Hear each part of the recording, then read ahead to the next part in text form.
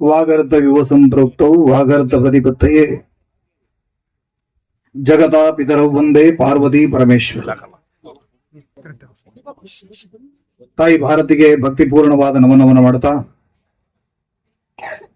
ಇವತ್ತಿನ ಈ ಹಿಂದೂ ಸಮ್ಮೇಳನದ ಭವ್ಯ ವೇದಿಕೆಯಲ್ಲಿ ಉಪಸ್ಥಿತರಿರುವಂತಹ ಎಲ್ಲ ಗಣ್ಯರೇ, ಸೇರಿರುವಂತಹ ಎಲ್ಲ ನನ್ನ ಆತ್ಮೀಯ ಧರ್ಮಾಭಿಮಾನಿ ಬಂಧುಗಳೇ, ಬಹಳ ಸುದೀರ್ಘವಾಗಿ ಈ ಮಣ್ಣಿನ ಇತಿಹಾಸದ ಬಗ್ಗೆ ಪ್ರಾಸ್ತಾವಿಕ ನುಡಿಗಳಲ್ಲಿ ನಾಯಕರು ಬಹಳ ಅದ್ಭುತವಾಗಿ ಹೇಳಿದರು.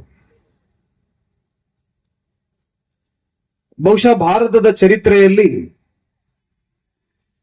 54 ವರ್ಷಗಳ ಕಾಲ ಸುದೀರ್ಘವಾಗಿ ಆಳ್ವಿಕೆಯನ್ನ ಮಾಡಿದಂತ ಒಂದು ರಾಣಿಯ ಅರಸೊತ್ತಿಗೆ ಇದ್ರೆ ಅದು ಈ ಗೇರುಸೊಪ್ಪೆ ಅಥವಾ ಈ ಭಾಗದ ಆ ಚೆನ್ನಭೈರಾದೇವಿಯ ಪರಾಕ್ರಮ. ಅದು ಪೋರ್ಚುಗೀಸರು ಅವರ ದಾಖಲೆಗಳಲ್ಲಿ ಬರೀತಾರಂತೆ, ದರ್ಪದ ರಾಣಿ, ಅಹಂಕಾರಿ. ನಮ್ಮ ರಾಯಭಾರಿಗಳು ಹೋದ್ರೆ ಗಂಟೆ ಗಟ್ಟಲೆ ಅವರನ್ನ ಜಗಲಿ ಮೇಲೆ ಕೂರಿಸ್ತಾ ಇದ್ಲಂತೆ. ಅಂತ ಪರಾಕ್ರಮಿ ಅಂತ ದರ್ಪದ ರಾಣಿ ಒಂದಲ್ಲ ಎರಡಲ್ಲ ಬರೋಬ್ಬರಿ 24 ಬಾರಿ ಈ ಭಾರತದ ಕಡಲ ತಡಿಯನ್ನ ದುಷ್ಟರಿಂದ ರಕ್ಷಣೆ ಮಾಡಿ 5 ಬಾರಿ ಅವರನ್ನ ಬಗ್ಗು ಬಡದಂತಹ ನಿರ್ಣಾಯಕ ಯುದ್ಧಗಳನ್ನ ಮಾಡಿದಂತ, ಹೇಳಿರಲ್ಲ 60ನೇ ವಯಸ್ಸಿನಲ್ಲಿ ಕೂಡ ಖಡ್ಗವನ್ನು ಜಳಪಿಸ್ತಾ ಶತ್ರುಗಳ ಎದೆಯಲ್ಲಿ ನಡುಕವನ್ನು ಮೂಡಿಸಿದಂತ ಚೆನ್ನಭೈರಾದೇವಿಯ ಮಣ್ಣಿದು ಅಂತ. ಆದ್ರೆ ಚೆನ್ನಭೈರಾದೇವಿ ಸೋಲುವುದಕ್ಕೆ ಕಾರಣ ಯಾರು? ವಿದೇಶಿ ಶತ್ರುಗಳಲ್ಲ. ಅಂತ ಪರಾಕ್ರಮಿ ರಾಣಿಯನ್ನ ಮಟ್ಟ ಹಾಕಿದವರು ಯಾರು? ಪೋರ್ಚುಗೀಸರಲ್ಲ, ವೆಂಗುರ್ಲದಲ್ಲಿದ್ದಂತ ಡಚ್ಚರೂ ಅಲ್ಲ, ಇಂಗ್ಲಿಷರೂ ಅಲ್ಲ, ಹೊರಗಿನಿಂದ ಬಂದಂತ ಮುಸಲ್ಮಾನರು ಅಲ್ಲ. ಆ ರಾಣಿ ತನ್ನ ಇಳಿ ವಯಸ್ಸಿನಲ್ಲಿ ಸೆರೆಮನೆಯಲ್ಲಿ ಬಂದಿಯಾಗಿ ತನ್ನ ಪ್ರಾಣವನ್ನ ತ್ಯಾಗ ಮಾಡಬೇಕಾದ್ರೆ ಕಾರಣ ನಮ್ಮ ಮಣ್ಣಿನಲ್ಲೇ ಇದ್ದಂತ ನಮ್ಮದೇ ಜನರು. ಹಾಗಾದ್ರೆ ಇತಿಹಾಸದಲ್ಲಿ ನಡೆದಂತ ಈ ಎಲ್ಲ ಘಟನೆಗಳ ಹಿಂದೆ ಒಂದು ಬಹಳ ದೊಡ್ಡ ಕೊರತೆ ನಮ್ಮನ್ನ ಎದ್ದು ಕಾಣುತ್ತೆ. ಅದಕ್ಕೆ ಯಾವ್ದು ಕೇಳಿದ್ರೆ ಸ್ವಬೋಧ. ನಾವು ಯಾರು, ನಾವು ಯಾರ ಜೊತೆಗೆ ಹೋರಾಟ ಮಾಡ್ತಾ ಇದ್ದೀವಿ, ನಮ್ಮ ಭವಿಷ್ಯ ಏನು, ನಮ್ಮವರು ಯಾರು, ಪರಕೀಯರು ಯಾರು ಅನ್ನುವಂತ ಭೇದವನ್ನೇ ಅಳಿಯದೆ ತಮ್ಮ ಸ್ವಾರ್ಥಕ್ಕೆ ಬೇಕಾಗಿ ಶತ್ರುಗಳ ಜೊತೆ ಕೈ ಜೋಡಿಸಿ ನಮ್ಮ ಸಂಘಟನೆಯನ್ನ, ಹಿಂದೂ ಸಂಘಟನೆಯನ್ನ, ಸಮಾಜವನ್ನ ಒಡೆದು ಛಿದ್ರ ಮಾಡಿದಂತಹ ಪಾಪಿಗಳು ಇವತ್ತಿಗೂ ಈ ದೇಶದಲ್ಲಿ ಅಂತ ಸ್ವಾರ್ಥಿಗಳಿಗೆ ಏನು ಕೊರತೆ ಇಲ್ಲ. ಬಹುಶಃ ಇವತ್ತು ಭಾರತದ ಒಂದು ಬಹಳ ನಿರ್ಣಾಯಕವಾದಂತಹ ಕಾಲಘಟ್ಟದಲ್ಲಿ ನಾವೆಲ್ಲ ಇದ್ದೇವೆ. ಹಾರ್ಮೋಸ್ ಸ್ಟ್ರೈಟ್ ನ ಮೂಲಕ ಕ್ಷಿಪಣಿಗಳು ಹಾರಾಡ್ತಾ ಇವೆ. ಜಗತ್ತಿನ ಅನೇಕ ದೇಶಗಳು ಇವತ್ತು ಇಂಧನ ಇಲ್ಲದೆ, CNG ಗ್ಯಾಸ್ ಇಲ್ಲದೆ ಒದ್ದಾಡ್ತಾ ಇರುವಂತಹ ಕಾಲದಲ್ಲಿ ಭಾರತಕ್ಕೆ ಬರಬೇಕಾದಂತಹ ಶಿವಾಲಿಕ್ ಹಡಗು ಬರುತ್ತೆ, ವೆಸಲ್ಸ್ಗಳು ಬರ್ತವೆ. ಪರಿಮಳ್ ಬಂತು, ಅದರ ಜೊತೆಗೆ ಪುಷ್ಪಕ್ ಅನ್ನುವಂತ ಇನ್ನೊಂದು ವೆಸಲ್ ಬಂತು. ಭಾರತಕ್ಕೆ ಯಾವುದೇ ಸಮಸ್ಯೆಗಳಾಗ್ತಾ ಇಲ್ಲ. ಭಾರತಕ್ಕೆ ಬರುವಂತಹ ಸರಬರಾಜು ಆಗ್ತಾನೆ ಇದೆ. ಆ ಕಡೆ ಅಮೆರಿಕದ ರಾಯಭಾರಿ ಕೂಡ ಹೇಳ್ತಾ ಇದ್ದಾನೆ, ಭಾರತ ನಮ್ಮೊಂದಿಗೆ ನೈತಿಕವಾದಂತಹ ಬೆಂಬಲವನ್ನು ಕೊಡ್ತಾ ಇದೆ, ಈ ಹೋರಾಟದಲ್ಲಿ ನಮ್ಮ ಜೊತೆ ಭಾರತ ಇದೆ ಅಂತ ಅವರು ಹೇಳೋದು. ಈ ಕಡೆ ಇರಾನ್ ನಮ್ಮ ಹೇಳೋದು, ಭಾರತ ನಮ್ಮ ಜೊತೆಗಿದೆ ಅಂತ ಇವರು ಹೇಳೋದು. ಒಂದು ಕಾಲದಲ್ಲಿ ನಮ್ಮ ಮೇಲೆ ದಾಳಿ ನಡೆದ್ರೆ ನಾವು ಯಾರೋ ವಿದೇಶಿಯರ ಕೈಕಾಲು ಹಿಡಿಯುವಂತ ಸ್ಥಿತಿ ಇದ್ದಂತ ಭಾರತ ಇವತ್ತು ವಿದೇಶದ ಅಗ್ರಮಾನ್ಯ ದೇಶಗಳು ಭಾರತ ನಮ್ಮ ಜೊತೆಗೆ ಇದೆ ಅಂತ ಹೇಳ್ಕೊಳ್ಳೋದಕ್ಕೆ ಪೈಪೋಟಿ ಮಾಡ್ತಾ ಇದ್ರೆ ಅದಕ್ಕೆ ಕಾರಣ ಏನು ಕೇಳಿದ್ರೆ, ಈ ದೇಶದ ಒಳಗೆ ಜಾಗೃತವಾಗಿರುವಂತ ಹಿಂದೂ ಸಂಘಟನೆ, ಎದ್ದು ನಿಂತಿರುವಂತ ಈ ರಾಷ್ಟ್ರೀಯ ಭಾವ, ಅದಕ್ಕೆ ನೇತೃತ್ವವನ್ನು ಕೊಟ್ಟಿರುವಂತ ಸನ್ಮಾನ್ಯ ನರೇಂದ್ರ ಮೋದಿ ಅನ್ನುವಂತ ಒಬ್ಬ ಶ್ರೇಷ್ಠ ನಾಯಕ. ಇಡೀ ಜಗತ್ತಿವತ್ತು ಬಿಟ್ಟ ಕಣ್ಣು ನೋಡ್ತಾ ಇದೆ, ಇದು ಯಾವ ರೀತಿಯ ರಾಜತಾಂತ್ರಿಕತೆ. ಆ ಕಡೆ ಇಸ್ರೇಲಿಗೂ ಹೋಗಿ ಬರ್ತಾರೆ, ಈ ಕಡೆ ಇರಾನ್ ಜೊತೆಗೂ ಕೂತು ಮಾತುಕತೆ ಆಗ್ತಾ ಇದೆ. ಅಮೆರಿಕದವನು ಇವರಿಗೆ ಕರೆ ಮಾಡಿ ಮಾತಾಡ್ತಾನೆ. ಇವತ್ತು ಭಾರತ ಕೇಂದ್ರಿತವಾಗಿರುವಂತಹ ಒಂದು ರಾಜತಾಂತ್ರಿಕ ವ್ಯವಸ್ಥೆಯನ್ನ ಮೊದಲ ಬಾರಿಗೆ ಇತಿಹಾಸದಲ್ಲೇ ಮೊದಲ ಬಾರಿಗೆ ಭಾರತ ಕೇಂದ್ರಿತವಾಗಿರುವಂತಹ, ಭಾರತದ ಹಿತಕ್ಕೆ ಪೂರಕವಾಗಿರುವಂತಹ ಒಂದು ರಾಜಕೀಯ ವ್ಯವಸ್ಥೆ, ರಾಜತಾಂತ್ರಿಕ ವ್ಯವಸ್ಥೆಯನ್ನ ನಮ್ಮ ಇವತ್ತಿನ ಆಡಳಿತ ಭಾರತದಲ್ಲಿ ಜಾರಿ ಮಾಡಿದೆ. ಹೇಳ್ತಾ ಇದ್ರಲ್ಲ, ಬಿಪಿನ್ ರಾವತ್ ಯಾವತ್ತು ಹೇಳ್ತಾ ಇದ್ರು, ಈ ದೇಶದಲ್ಲಿ ನಿರ್ಣಾಯಕ ಯುದ್ಧ ಆದ್ರೆ 2.5 2.5 ಅಲಗಿನ ಯುದ್ಧ ಆಗತ್ತೆ, 2 ಪಾಯಿಂಟ್ ಫ್ರಂಟ್ ಓಪನ್ ಆಗತ್ತೆ. ಆ ಕಡೆಯಿಂದ ಪಾಕಿಸ್ತಾನ ಯುದ್ಧ ಮಾಡಿದ್ರೆ ಈ ಕಡೆಯಿಂದ ಹಿಮಾಲಯದ ಗಡಿಗಳಲ್ಲಿ ಚೀನಾ ನಮ್ಮ ಮೇಲೆ ದಾಳಿ ಮಾಡಬಹುದು. ಇನ್ನರ್ಧ ಈ ದೇಶದ ಒಳಭಾಗದಲ್ಲಿರುವಂತಹ ಶತ್ರುಗಳು ದಂಗೆಯನ್ನು ಹೇಳಬಹುದು. ಮೊನ್ನೆ ಕೊಮೇನಿಗೆ ಬೇಕಾಗಿ ಅಲ್ಲಲ್ಲಿ ಪ್ರತಿಭಟನೆ ಮಾಡಿದ್ರಲ್ಲ, ಕಲ್ಲು ತೂರಾಟ ಮಾಡಿದ್ರಲ್ಲ, ಪೊಲೀಸರ ಕತ್ತಿನ ಬಡ್ಡಿ ಕೈ ಹಾಕಿದ್ರಲ್ಲ ಪಾಪಿಗಳು. ಆ ಪಾಪಿಗಳು ನಮ್ಮ ದೇಶದ ಒಳಗಿರುವಂತಹ ಅಪಾಯ. ಹೊರಗಿನ ಶತ್ರುಗಳ ಜೊತೆಗೆ ಹೋರಾಟ ಮಾಡುವಂತಹ ಸಾಮರ್ಥ್ಯ ನಮಗಿದೆ ಅನ್ನೋದನ್ನ ಮೊನ್ನೆ ನಡೆದಂತಹ ಆಪರೇಷನ್ ಸಿಂಧೂರ್ನ ಸಂದರ್ಭದಲ್ಲಿ ನಾವು ಸಾಬೀತು ಮಾಡಿದ್ವಿ. ಆಪರೇಷನ್ ಸಿಂಧೂರ್ ಪಾಕಿಸ್ತಾನಕ್ಕೆ ನಾವು ಯಾವತ್ತೂ ಕೂಡ ಇವತ್ತಿನವರೆಗೆ ನಮ್ಮ ಸುರಕ್ಷತೆಗೆ ಬೇಕಾಗಿ, ನಮ್ಮ ಸಂರಕ್ಷಣೆಗೆ ಬೇಕಾಗಿ ಇವತ್ತಿನವರೆಗೆ ಹೋರಾಟ ಮಾಡಿದೀವಿ. ನಮ್ಮ ಗಡಿಯನ್ನು ದಾಟಿ ಹೋರಾಟ ಮಾಡಿದವರಲ್ಲ.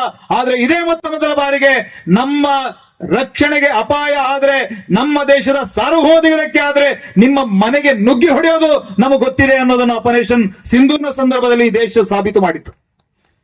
ಹೇಳಿದ್ರು ಚೀನಾದವ ದಂಗು ಬಡಿದು ಹೋಗಿದೆ. ಯಾಕಂದ್ರೆ ಈ ಜಗತ್ತಿನ ಅತ್ಯಂತ ವೇಗವಾದಂತಹ ಸೂಪರ್ಸಾನಿಕ್ ಬ್ರಹ್ಮೋಸ್ ಕ್ಷಿಪಣಿಗಳು ಚೀನಾದ ಗಡಿಯಲ್ಲಿ ನಿಂತಿದ್ದು.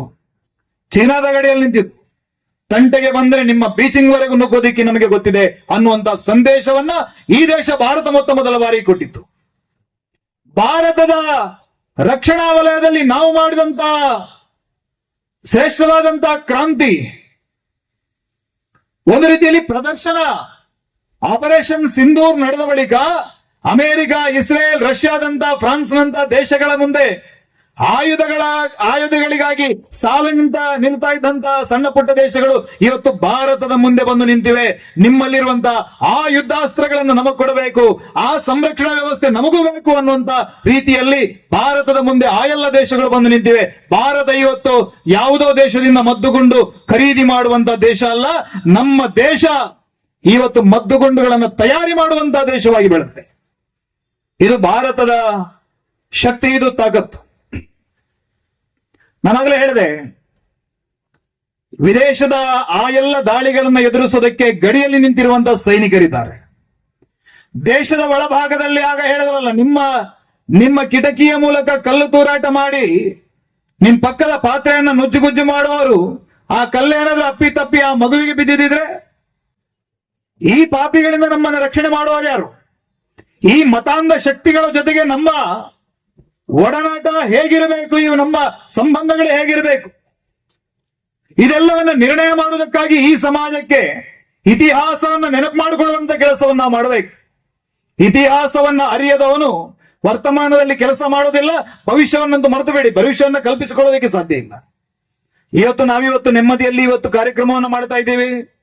ಹಿಂದೂ ಸಂಘಟನೆ ಸಾವಿರಾರು ಸಂಖ್ಯೆಯಲ್ಲಿ ಇಲ್ಲಿ ಬಂದು ಸೇರಿದ್ದೀವಿ ಅಂತ ಆದ್ರೆ ಇದಕ್ಕೆ ಕಾರಣ ಅವ್ರು ಹೇಳಿದ್ರಲ್ಲ, ದಶಕಗಳ ಹಿಂದೆ ತ್ಯಾಗ ಮಾಡಿದಂತ ಆ ಎಲ್ಲ ಮಹಾನುಭಾವರು. ಅವರಿಗೆ ಮನೆ ಇತ್ತು, ಮಠ ಇತ್ತು, ಅವರಿಗೆ ಹೆಂಡತಿ, ಮಕ್ಕಳು, ಕುಟುಂಬ ಎಲ್ಲವೂ ಇತ್ತು. ಆದ್ರೆ ಹಿಂದೂ ಸಮಾಜಕ್ಕಾಗಿ ಅಪಾಯ ಬಂದಾಗ ಅವರೆಲ್ಲರೂ ಕೂಡ ಬೀದಿಗೆ ಬೀಳದೆ ಹೋರಾಟವನ್ನು ಮಾಡಿದ್ರು. ಇವತ್ತು ಇಡೀ ಕರ್ನಾಟಕದಲ್ಲಿ ಹಿಂದೂ ಸಮಾಜ ತನ್ನನ್ನು ತಾನು ಹೇಗೆ ರಕ್ಷಣೆ ಮಾಡಿಕೊಳ್ಳಬೇಕು ಅಂತ ಉದಾಹರಣೆ ಕೊಡಬೇಕಾದ್ರೆ ಈ ಭಟ್ಕಳದ ಕಡೆಗೆ ಬೆರಳು ತೋರಿಸುವಂತ ಆ ಶೌರ್ಯ ಪರಾಕ್ರಮವನ್ನ ಆ ಕಾಲದಲ್ಲಿ ನಮ್ಮ ಹಿರಿಯರು ಮಾಡಿದ್ರು. ಅದು ಇವತ್ತಿನ ಯುವಕರಿಗೆ ಪ್ರೇರಣೆ ಆಗಬೇಕು. ನಾವು ಈ ನೆಲವನ್ನ ತಾಯಿ ಅಂತ ಆರಾಧನೆ ಮಾಡಿದ್ವಿ. ಭಾರತ ಮಾತೆಯ ಚಿತ್ರದ ಜೊತೆಗೆ ಮೆರವಣಿಗೆ ಸಾಗಿ ಬಂತು. ಆ ಗುಡಿಯ ಒಳಗಡೆ ತಾಯಿ ವಿಗ್ರಹ ಇದೆ, ಕೈಯಲ್ಲಿ ಬಳೆಗಳು, ಮೂಗುತಿ, ಸೀರೆ, ಅಂದ್ರೆ ಒಂದು ಶಕ್ತಿಯನ್ನ ತಾಯಿಯ ರೂಪದಲ್ಲಿ ಕಲ್ಪಿಸಿಕೊಂಡಂತ ಶ್ರೇಷ್ಠವಾದಂತಹ ಪರಂಪರೆ ನಮ್ಮದು. ಬೇರೆ ಎಲ್ಲಾ ಮತಗಳಲ್ಲಿ ದೇವದೂತರು ಬಂದಿದ್ದಾರೆ, ದೇವರ ಪ್ರವಾದಿಗಳು ಬಂದಿದ್ದಾರೆ, ದೇವರ ಮಗ ಬಂದಿರಬಹುದು. ಆದ್ರೆ ಸಾಕ್ಷಾತ್ ದೇವರೇ ಅವತರಿಸಿದಂತ ಒಂದು ಮಣ್ಣಿದ್ರೆ ಅದು ಭಾರತದ ಭೂಮಿ. ಅಂತ ಶ್ರೇಷ್ಠವಾದ ಭೂಮಿಯಲ್ಲಿ ಹುಟ್ಟಿದ್ದೀವಿ ಅನ್ನೋದಕ್ಕೆ ನಾವೆಲ್ಲರೂ ಕೂಡ ಗೌರವ, ಹೆಮ್ಮೆ ಪಡಬೇಕು. ನಾವು ದೇವತೆಗಳು ಹೇಳ್ತಾರಂತೆ, ಗಾಯಂತಿ ದೇವ ಕಿಲಗೀತ ಗಾನಿ ಧನ್ಯಾಸ್ತು ಭಾರತ ಭೂಮಿವಾಗೆ. ಭಾರತದಲ್ಲಿ ಹುಟ್ಟಿರುವಂತಹ ಜನರು ನಿಜಕ್ಕೂ ಕೂಡ ಧನ್ಯರು. ಯಾಕಂದ್ರೆ ಅದ್ಭುತವಾದಂತಹ ಸ್ವರ್ಗದ ದಾರಿಯನ್ನ ತೋರಿಸುವಂತಹ ನೆಲ, ಭಕ್ತಿಯ ಮಾರ್ಗವನ್ನು ತೆರೆಯುವಂತಹ ಅದ್ಭುತವಾದಂತಹ ಸಂಸ್ಕೃತಿ, ಪುಣ್ಯ, ಧರ್ಮ, ಕರ್ಮ ಇದೆಲ್ಲವನ್ನು ಕೂಡ ಅದ್ಭುತವಾಗಿ ಬೋಧನೆ ಮಾಡಿದಂತ ಆ ಋಷಿಪುಂಗವರು ಅವತರಿಸಿದಂತ ಯಾವುದಾದ್ರೂ ಮಣ್ಣಿದ್ರೆ ಅದು ಭಾರತ. ಇಂಥ ಭಾರತದ ಭೂಮಿಯಲ್ಲಿ ನಾವು ಕೂಡ ಮುಂದೆ ಮಾನವರಾಗಿ ಹುಟ್ಟಬೇಕು ಅನ್ನುವ ರೀತಿಯಲ್ಲಿ ಆ ಆ ಭಾರತದ ಚರಿತ್ರೆಯನ್ನು ನೋಡುವಾಗ ನಾವು ಹೇಳ್ತೀವಲ್ಲ, ಉತ್ತರಂ ಯತ್ ಸಮುದ್ರಸ್ಯ ಹಿಮಾತ್ರೈಸ್ಯೈವ ದಕ್ಷಿಣಂ ವರ್ಷಂ ತದ್ಭಾರತಂ ನಾಮ ಭಾರತೀಯತ್ರ ಸಂತತಿ. ಭಾರತೀಯರಂದ್ರೆ ಯಾರು? ಉತ್ತರದ ಹಿಮಾಲಯದಿಂದ ಹಿಡಿದು ದಕ್ಷಿಣದವರೆಗೆ ಸಮುದ್ರದವರೆಗೆ ಇರುವಂತ ಈ ಭೂಮಿ ಏನಿದೆ, ಈ ಭೂಮಿಯಲ್ಲಿ ಹುಟ್ಟಿದವರೆಲ್ಲ ಭಾರತೀಯರು. ಈ ಭೂಮಿಯನ್ನ ಭಾರತ ಅಂತ ಕರೀತಾರೆ. ಭರತನಿಂದ ಈ ಭೂಮಿಗೆ ಭಾರತ ಅನ್ನುವಂತ ಹೆಸರು ಬಂತು. ಭರತನಿಗಿದ್ದಂತ ಇನ್ನೊಂದು ಹೆಸರೇನು? ಅವನಿಗಿದ್ದಂತ ಇನ್ನೊಂದು ಹೆಸರು ಸರ್ವದಮನ. ಎಲ್ಲರನ್ನ ನಾಶ ಮಾಡುವಂತ ಪರಾಕ್ರಮ ಇದ್ದವನು ಭರತ. ಆ ಭರತನ ವಂಶದವರು ನಾವು ಭಾರತೀಯರು. ಈ ನೆಲದಲ್ಲಿ ಹಿಮಾಲಯದ ತುತ್ತ ತುದಿ ಆ ಶಿಖರದಲ್ಲಿ ಪರಶಿವನ ಕೈಲಾಸ ಇದೆ ಅನ್ನುವಂತ ಕಲ್ಪನೆ ನಮ್ಮದು. ಆ ಪರಶಿವನ ಕುರಿತಾಗಿ ಪಾರ್ವತಿ ತಪಸ್ಸು ಮಾಡೋದಕ್ಕೆ ಎಲ್ಲಿ ಬರ್ತಾಳೆ? ಈ ಭಾರತದ ಕಾಲಬುಡ ಕನ್ಯಾಕುಮಾರಿ ಬರ್ತಾಳೆ. ಕನ್ಯಾಕುಮಾರಿಯಲ್ಲಿ ಒಂದು ಕಲ್ಲಿದೆ, ಇವತ್ತು ಬಂಡೆ ಇದೆ ದೊಡ್ಡ. ವಿವೇಕಾನಂದ ಸ್ಮಾರಕ ನಿರ್ಮಾಣ ಮಾಡಿದ್ದಾರೆ. ಇವತ್ತಿಗೂ ನೀವು ಅಲ್ಲೋದ್ರೆ ಒಂದು ಪಾದದ ಚಿಹ್ನೆ ಇದೆ. ಒಂದು ಕಾಲಲ್ಲಿ ನಿಂತು ಅಖಂಡವಾಗಿ ಪರಶಿವನ ತಪಸ್ಸನ್ನ ಪಾರ್ವತಿ ಮಾಡಿದ್ಲು, ಪರಶಿವನನ್ನ ಸಾಕಾರ ಮಾಡಿಕೊಂಡ್ಲು ಅನ್ನುವಂತ ಕಲ್ಪನೆ ನಮ್ಮ ಹಿರಿಯರದ್ದು. ಹಾಗಾಗಿ ಈ ದೇಶದ ಪರಂಪರೆ ಉತ್ತರದ ಹಿಮಾಲಯದಿಂದ ದಕ್ಷಿಣದ ಕನ್ಯಾಕುಮಾರಿ. ಉತ್ತರದ ಅಯೋಧ್ಯೆಯಲ್ಲಿ ಹುಟ್ಟಿದಂತ ರಾಮ ದಕ್ಷಿಣದವರೆಗೆ ಪಾದಯಾತ್ರೆಯನ್ನು ಮಾಡ್ತಾನೆ. ಭಾರತವನ್ನ ತನ್ನ ಪದಚಿಹ್ನೆಯಿಂದ ಜೋಡಿಸುವಂತ ಕೆಲಸವನ್ನು ಮಾಡಿದ. ಅಜ್ಞಾತ ವಾಸಕ್ಕೆ ಹೊರಟಂತ ಪಾಂಡವರು ಉತ್ತರದ ಇಂದ್ರಪ್ರಸ್ಥದಿಂದ ಹಿಡಿದು ದಕ್ಷಿಣದವರೆಗೆ ಅವರು ಪಾದಯಾತ್ರೆಯನ್ನು ಮಾಡ್ತಾರೆ. ಯಾವುದೇ ಊರುಗಳಿಗೆ ಹೋದ್ರೆ ಇದು ಭೀಮ ಎತ್ತಿಟ್ಟಂತ ಕಲ್ಲು, ಇದು ಭೀಮ ಮಾಡಿದಂತ ದೇವಾಲಯ, ಇದು ಅರ್ಜುನ ಬಾಣದಿಂದ ನೀರು ತೆಗೆದಂತ ಜಾಗ, ಇಲ್ಲಿ ರಾಮದೇವರು ಬಂದು ವಿಶ್ರಾಂತಿಯನ್ನು ಪಡೆದಿದ್ರಂತೆ. ಭಾರತದ ಯಾವುದೇ ಹಳ್ಳಿಗಳಿಗೆ ಹೋಗಿ ಈ ರೀತಿಯ ಕಥೆಗಳು ನಿಮಗೆ ಕಾಣೋದಕ್ಕೆ ಸಿಗ್ತವೆ. ಇಡೀ ಜಗತ್ತಿನಲ್ಲಿ ಭಾರತದಲ್ಲಿರುವಷ್ಟು ಭಾಷೆಗಳು, ಸಾಂಸ್ಕೃತಿಕ ವೈವಿಧ್ಯ ನಿಮಗೆ ಯಾವ ದೇಶದಲ್ಲೂ ನೋಡ್ಲಿಕ್ಕೆ ಸಾಧ್ಯ ಇಲ್ಲ. ಆದ್ರೆ ಇದೆಲ್ಲದರ ನಂತರ ಕೂಡ ನಾವೆಲ್ಲರೂ ಕೂಡ ಒಂದೇ ಸಂಸ್ಕೃತಿಯ ಭಾಗವಾಗಿ ಇವತ್ತಿನವರೆಗೆ ಬದುಕ್ತಾ ಇದ್ದೇವೆ. ಯಾವಾಗ ಬೌದ್ಧ ಮತ ಅನೇಕ ರೀತಿಯ ಒತ್ತಡಗಳ ಮೂಲಕ ವೈದಿಕ ಸಮಾಜವನ್ನ ದಮನ ಮಾಡಬೇಕು ಅಂತ ಹೊರಟಾಗ, ಭಾರತೀಯ ಸನಾತನ ಪರಂಪರೆಯ ಜೀರ್ಣೋದ್ಧಾರಕ್ಕಾಗಿ, ಪುನರುತ್ಥಾನಕ್ಕಾಗಿ ಕೇರಳದ ಕಾಲಟಿಯಿಂದ ಶಂಕರಾಚಾರ್ಯರ ಅವತಾರ ಆಗತ್ತೆ. ಕೇರಳದ ಕಾಲಟಿಯಿಂದ ಹಿಡಿದು ಪಾದಯಾತ್ರೆಯ ಮೂಲಕ ಇಡೀ ಭಾರತವನ್ನ ದಿಗ್ವಿಜಯ ಪ್ರವಾಸವನ್ನ ಮಾಡಿ ಉತ್ತರದ ಬದರಿಕಾಶ್ರಮದವರೆಗೆ, ಕೇದಾರನಾಥದವರೆಗೆ ಹೋಗಿ ಧರ್ಮದ ದಿಗ್ವಿಜಯವನ್ನು ಮಾಡಿಕೊಂಡು ಬರ್ತಾರೆ. ಯಾರು? ಶಂಕರಾಚಾರ್ಯರು. ನಾನು ದ್ರಾವಿಡ ಶಿಶು ಅಂತ ಹೇಳ್ಕೊಳ್ತಾರೆ ಅವರು. ಹೋಗಿರುವಂತದ್ದು ಆರ್ಯಾವರ್ತಕ್ಕೆ. ಆರ್ಯ ದ್ರಾವಿಡರ ಮಧ್ಯೆ ಭೇದ ಮಾಡುವವರು ಇದನ್ನು ಅರ್ಥಕೊಳ್ಬೇಕು. ಹಾಗಾಗಿ ಈ ರೀತಿಯ ಒಂದು ಅದ್ಭುತವಾದಂತ ನೆಲ. ಈ ನೆಲವನ್ನು ನಮ್ಮ ಹಿರಿಯರು ಯಾವ ರೂಪದಲ್ಲಿ ನೋಡಿದ್ರು? ಬೇರೆ ಎಲ್ಲರಿಗೂ ಕೂಡ ಫಾದರ್ ಲ್ಯಾಂಡ್, ಆದ್ರೆ ನಮಗಿದು ಮದರ್ ಲ್ಯಾಂಡ್. ಇದು ನಮ್ಮ ತಾಯಿನಾಡು, ತಾಯಿ ಭೂಮಿ ಅಂತ ಹೇಳಿದ್ರು. ಹೇಳಿದ್ರಲ್ಲ, ಜನ್ಮಗಳು ಬಹವೆಂದು ಭಾರತಿಗೆ ಜಯವೆಂದು, ನಡೆ ಮುಂದೆ ನುಗ್ಗಿ ನಡೆ ಮುಂದೆ, ಜಗ್ಗದೆ ಕುಗ್ಗದೆ ಹಿಗ್ಗಿ ನಡೆ ಮುಂದೆ ಅಂತ ಕುವೆಂಪು ಅವರು ವರ್ಣನೆ ಮಾಡ್ತಾರೆ. ಜಯ ಭಾರತ ಜನನೀಯ ತನುಜಾತೆ ಅಂತ ಕುವೆಂಪು ಅವರು ಹಾಡ್ತಾರೆ. ಹಾಡಿನ ಮೂಲಕ ಆ ತಾಯಿಯನ್ನು ಸ್ತುತಿ ಮಾಡಿದ್ರು. ರವೀಂದ್ರನಾಥ ಟಾಗೋರ್ ಅವರು ಜನಗಣ ಮನ ಬರೆದಂತ ಕವಿ ಅವರು ಹೇಳ್ತಾರೆ, ದೇವಿ ಭುವನ ಮನಮೋಹಿನಿ ನಿರ್ಮಲ ಸೂರ್ಯ ಕರೋಜ್ವಲ ಜನನಿ ಅಂತ ಆ ಭಾರತ ಮಾತೆಯನ್ನು ಸ್ತುತಿ ಮಾಡಿದ್ರು. ಹೀಗೆ ಯಾವುದೇ ಪರಂಪರೆಯನ್ನ, ಯಾವುದೇ ಭಾಷೆಯನ್ನ ತೆಗೆದು ನೋಡಿದ್ರು ಕೂಡ ಈ ದೇಶವನ್ನ ತಾಯಿಯ ರೂಪದಲ್ಲಿ ನಾವು ಕಂಡು ಆರಾಧನೆ ಮಾಡಿದವರು. ತಾಯಿಯ ಗುಣ ಏನು? ನಿಮ್ಮ ಮನೆಯಲ್ಲಿ ಸಾಕಿದಂತ ಒಂದು ಸಣ್ಣ ಒಂದು ಜಾನುವಾರು ನಾಯಿ ಇದೆ ಅಂತ ಅಂದ್ಕೊಳ್ಳಿ. ಆ ನಾಯಿ, ನೀವು ಬೇರೆ ಯಾವುದೇ ಸಂದರ್ಭದಲ್ಲಿ ಆ ನಾಯಿಯ ತಲೆ ಮೇಲೆ ಕಾಲಿಡಿ, ಏನು ಮಾಡಲ್ಲ, ಅದು ಬಾಲವನ್ನ ತುಳಿರಿ ಎದ್ಕೊಂಡು ಹೋಗುತ್ತೆ. ಆದ್ರೆ ಅದೇ ನಾಯಿ ಮರಿ ಇಟ್ಟಂತ ಸಂದರ್ಭದಲ್ಲಿ ಏನಾದ್ರೂ ಅದರ ಪಕ್ಕಕ್ಕೆ ಹೋಗಿ ಕೀಟಲೆ ಮಾಡಿದ್ರೆ, ಮರಿಗೆ ಕೈ ಹಾಕುವಂತ ಪ್ರಯತ್ನ ಮಾಡಿದ್ರೆ, ನೀವು ಅನ್ನ ಹಾಕಿದವರು ಅನ್ನೋದನ್ನು ನೋಡೋದಿಲ್ಲ, ನಿಮ್ಮ ಕುತ್ತಿಗೆಗೆ ಬಾಯಿ ಹಾಕೋದಿಗೆ ಬರುತ್ತೆ. ಯಾಕಂದ್ರೆ ಅದೊಂದು ತಾಯಿ. ಮಗುವಿನ ರೀತಿಯಲ್ಲಿ ಮಗುವನ್ನ ಹೇಗೆ ರಕ್ಷಣೆ ಮಾಡಬೇಕು ಅನ್ನೋದನ್ನ ಒಬ್ಳು ತಾಯಿ ಹೇಳಿಕೊಡ್ತಾಳೆ ನಮಗೆ. ಹಾಗಾಗಿ ಈ ಭೂಮಿಯನ್ನು ನಾವು ತಾಯಿಯ ರೂಪದಲ್ಲಿ ನೋಡಿದ್ವಿ. ವಾತ್ಸಲ್ಯದ ಸಾಕಾರ ಮೂರ್ತಿ. ಒಂದು ಸಿಂಹ, ಒಂದು ಬೆಕ್ಕು, ಒಂದು ನಾಯಿ ಯಾವ ರೀತಿಯಲ್ಲಿ ತನ್ನ ಮಗುವನ್ನ ತನ್ನ ಹಲ್ಲುಗಳಿಂದ ಅತ್ಯಂತ ಸುಲಭವಾಗಿ ಎತ್ಕೊಂಡು ಹೋಗಿ ಸುರಕ್ಷಿತ ಜಾಗದಲ್ಲಿ ವರ್ಗಾವಣೆ ಮಾಡುತ್ತೆ. ನಿಮಗೆಲ್ಲರಿಗೂ ಕೂಡ ಆ ಹಲ್ಲು ಅದು ವಜ್ರದಂತ ಆಗಿದ್ರೆ ಅದಕ್ಕೆ ಕುಸುಮ ಕೋಮಲವಾಗಿರುವಂತಹ ಹಲ್ಲುಗಳು, ಮಗುವಿಗೆ ನೋವು ಮಾಡಲ್ಲ ಅದು. ಈ ರೀತಿಯಾಗಿ ತಾಯಿಯ ಸ್ವರೂಪದಲ್ಲಿ ದೇಶವನ್ನ ಕಂಡು ನಾವೆಲ್ಲರೂ ಅವಳ ಮಕ್ಕಳಿದ್ದೇವೆ ಅನ್ನುವಂತ ರೀತಿಯಲ್ಲಿ ನಮ್ಮನ್ನ ಇಷ್ಟು ವರ್ಷದಿಂದ ಪರಿಪಾಲನೆ ಮಾಡಿಕೊಂಡು ಬಂದವಳು ನಮ್ಮ ತಾಯಿ. ಈ ಜಗತ್ತಿನಲ್ಲಿ ಯಾವ ಯಾವ ಸಂದರ್ಭದಲ್ಲಿ ತಾಯಿಯ ಅಥವಾ ಹೆಣ್ಣಿನ ಮಾನಕ್ಕೆ ಧಕ್ಕೆ ಆಗಿದೆಯೋ ಆ ಎಲ್ಲ ಸಂದರ್ಭದಲ್ಲಿ ಸಮಾಜ ಸೆಳೆದು ನಿಂತಿದೆ. ಮಹಾಭಾರತದ ಯುದ್ಧ ನಡಿಬೇಕಾದ ಕಾರಣ ಏನು? ಭೂಮಿ ಬಿಟ್ಬಿಡಿ, ಭೂಮಿಗಾಗಿ ಯುದ್ಧ ನಡೆದಿರೋದಲ್ಲ. ತಾಯಾದಿ ಕಲಹ ಬಿಟ್ಬಿಡಿ, ಅದಕ್ಕಾಗಿ ಯುದ್ಧ ನಡೆದಿರೋದಲ್ಲ. ಯುದ್ಧ ನಡೆಯೋದಕ್ಕೆ ಒಂದೇ ಒಂದು ಕಾರಣ ಏನು? ದ್ರೌಪದಿಯ ಮಾನಕ್ಕೆ ಧಕ್ಕೆ ಆಗಿರುವಂತದ್ದು. ಕಂಬಭಾರದಲ್ಲಿ ಬರಿದಾನು, ಯಾವಾಗ ದುಶ್ಯಾಸನ ದ್ರೌಪದಿಯ ಮುಡಿಗೆ ಕೈ ಹಾಕಿ ಅವಳನ್ನು ತುಂಬಿದ ಸಭೆಗೆ ಎಳೆದುಕೊಂಡು ಬಂದು ಆ ಸಂದರ್ಭವನ್ನು ವರ್ಣನೆ ಮಾಡಿದ ಕವಿ ಹೇಳ್ತಾನೆ, ಇದರೊಳ್ ಶ್ವೇತಾತ ಪತ್ರ ಸ್ಥಗಿತ ದಶದಿಶ ಮಂಡಲ ಪುದಿದ ಕಾಳಿ ತಡಂಗಿತ್ತಿದವೇ ಕುರಾಜಾನ್ವಯಂ ಅಬ್ಜದಾಕ್ಷಿಬೇಳ ಸಾಮಾನ್ಯವೇ ಭವತ್ ಕೇಶಭಾಷ ಪ್ರಪಂಚಂ. ನೀನ್ ಏನೀಗ ಅವಳ ತುರುಬಿಗೆ ಕೈ ಹಾಕಿ ಅವಳ ಕೂದಲನ್ನ ಗಂಟು ಮಾಡಿ ಅವಳನ್ನ ಹೇಳ್ಕೊಂಡು ಬಂದಿಯಲ್ಲ, ಇದು ಸಾಮಾನ್ಯದ ಕೂದಲಲ್ಲ, ಇದು ಕೇಶದ ಪಾಶ. ಭಾರತದ ರಾಜಾದಿರಾಜರು, ಚಕ್ರವರ್ತಿಗಳು ಶ್ವೇತ ಛತ್ರವನ್ನು ಹಿಡ್ಕೊಂಡು ಮೆರೆಯುವಂತ ಎಲ್ಲರೂ ಕೂಡ ಈ ಕೇಶದ ಪಾಶಕ್ಕೆ ಸಿಲುಕಿ ನಾಶ ಆಗುವವರಿದ್ದೀರಿ ಅಂತ ಹೇಳಿದ್ರು. ಕುರುಕ್ಷೇತ್ರದಲ್ಲಿ ಆ ಘಟನೆ ನಡೆಯಿತು, ರಕ್ತದ ಹೊಳೆ ಹರಿಯಿತು, ಇಡೀ ರಾಜವಂಶಗಳೆಲ್ಲ ನಾಶ ಆಗಿ ಹೋಯಿತು. ಲೌಕಿಕಾಬ್ದಶಕ್ಕೆ ಧರ್ಮದ ಪುನರುತ್ಥಾನ ಆಯಿತು. ಯಾವ ಯಾವ ಸಂದರ್ಭದಲ್ಲಿ ಈ ನೆಲದಲ್ಲಿ ಹೆಣ್ಣಿನ ಗೌರವಕ್ಕೆ ಚ್ಯುತಿಯಾಗಿದೆ, ಆ ಸಂದರ್ಭದಲ್ಲಿ ಈ ಮಣ್ಣಿನ ಮಕ್ಕಳು ಒಂದಲ್ಲ ಒಂದು ರೀತಿಯಲ್ಲಿ ಎದ್ದು ನಿಂತಿದ್ದಾರೆ. ಭಾರತ ಮಾತೆಯ ಗೌರವಕ್ಕೆ ಧಕ್ಕೆ ಮಾಡುವಂತ ಯಾವ ಪ್ರಯತ್ನವನ್ನು ಕೂಡ ಭಾರತದ ಮಕ್ಕಳು ಇವತ್ತಿನವರೆಗೆ ಸಹಿಸಿಕೊಂಡಿಲ್ಲ. ನಾವು ಹೇಳಬಹುದು, 700-800 ವರ್ಷಗಳ ಕಾಲ ನಾವು ಮೊಘಲರ ಗುಲಾಮಗಿರಿಯಲ್ಲಿದ್ದೇವೆ, ಮುಸಲ್ಮಾನರ ಗುಲಾಮಗಿರಿಯಲ್ಲಿತ್ತು. 200-300 ವರ್ಷಗಳ ಕಾಲ ನಮ್ಮನ್ನ ಬ್ರಿಟಿಷರ. ಈ ನೆಲದ ಮಕ್ಕಳು ಒಂದೇ ಒಂದು ಕ್ಷಣವೂ ಕೂಡ ಅವರ ಗುಲಾಮಗಿರಿಯನ್ನು ಸ್ವೀಕಾರ ಮಾಡಲಿಲ್ಲ. ನಿರಂತರವಾದಂತಹ ಹೋರಾಟ, ನಿರಂತರವಾದಂತಹ ಸಂಘರ್ಷ. ಕ್ರಿಸ್ತಶಕ 712ರಲ್ಲಿ ಭಾರತದ ಮೇಲೆ ಒಬ್ಬ ದಂಡೆತ್ಕೊಂಡು ಬರ್ತಾನೆ. ಅವನ ಹೆಸರು ಮೊಹಮ್ಮದ್ ಬಿನ್ ಕಾಸಿಂ. ಮೊಹಮ್ಮದ್ ಬಿನ್ ಕಾಸಿಂ ಸಿಂಧ್ನವರೆಗೆ ಬಂದಾಗ ಅವನನ್ನ ಅತ್ಯಂತ ಪರಾಕ್ರಮದಿಂದ ರಾಜ ದಾಹಿರ ಎದುರಿಸ್ತಾನೆ. ನಮ್ಮ ಮಕ್ಕಳಿಗೆ ಹೆಸರುಗಳು ಗೊತ್ತಿಲ್ಲ. ರಾಜ ದಾಹಿರ ಸಿಂಗ್, ಹಣ್ಣು ಮುದುಕ. ಆ ಮುದುಕನ ಹೋರಾಟದ ಮುಂದೆ ಮೊಹಮ್ಮದ್ ಬಿನ್ ಕಾಸಿಂನ ಕೈ ನಡೀಲಿಲ್ಲ. ಆದ್ರೆ ನಿರಂತರವಾದ ಯುದ್ಧದಲ್ಲಿ ದಾಹಿರ ಸೇನ ಸೋತು ಹೋದ. ಇಡೀ ಸಿಂಧ್ ಪ್ರದೇಶ ಮುಸಲ್ಮಾನರ ವಶ ಆಗ್ಬಿಡ್ತು. ಸಿಂಧ್ನಲ್ಲಿ ಮತಾಂತರದ ಪರ್ವ ನಡೆಯಿತು. ದೇವಾಲಯಗಳನ್ನು ಧ್ವಂಸ ಮಾಡಿದ್ರು.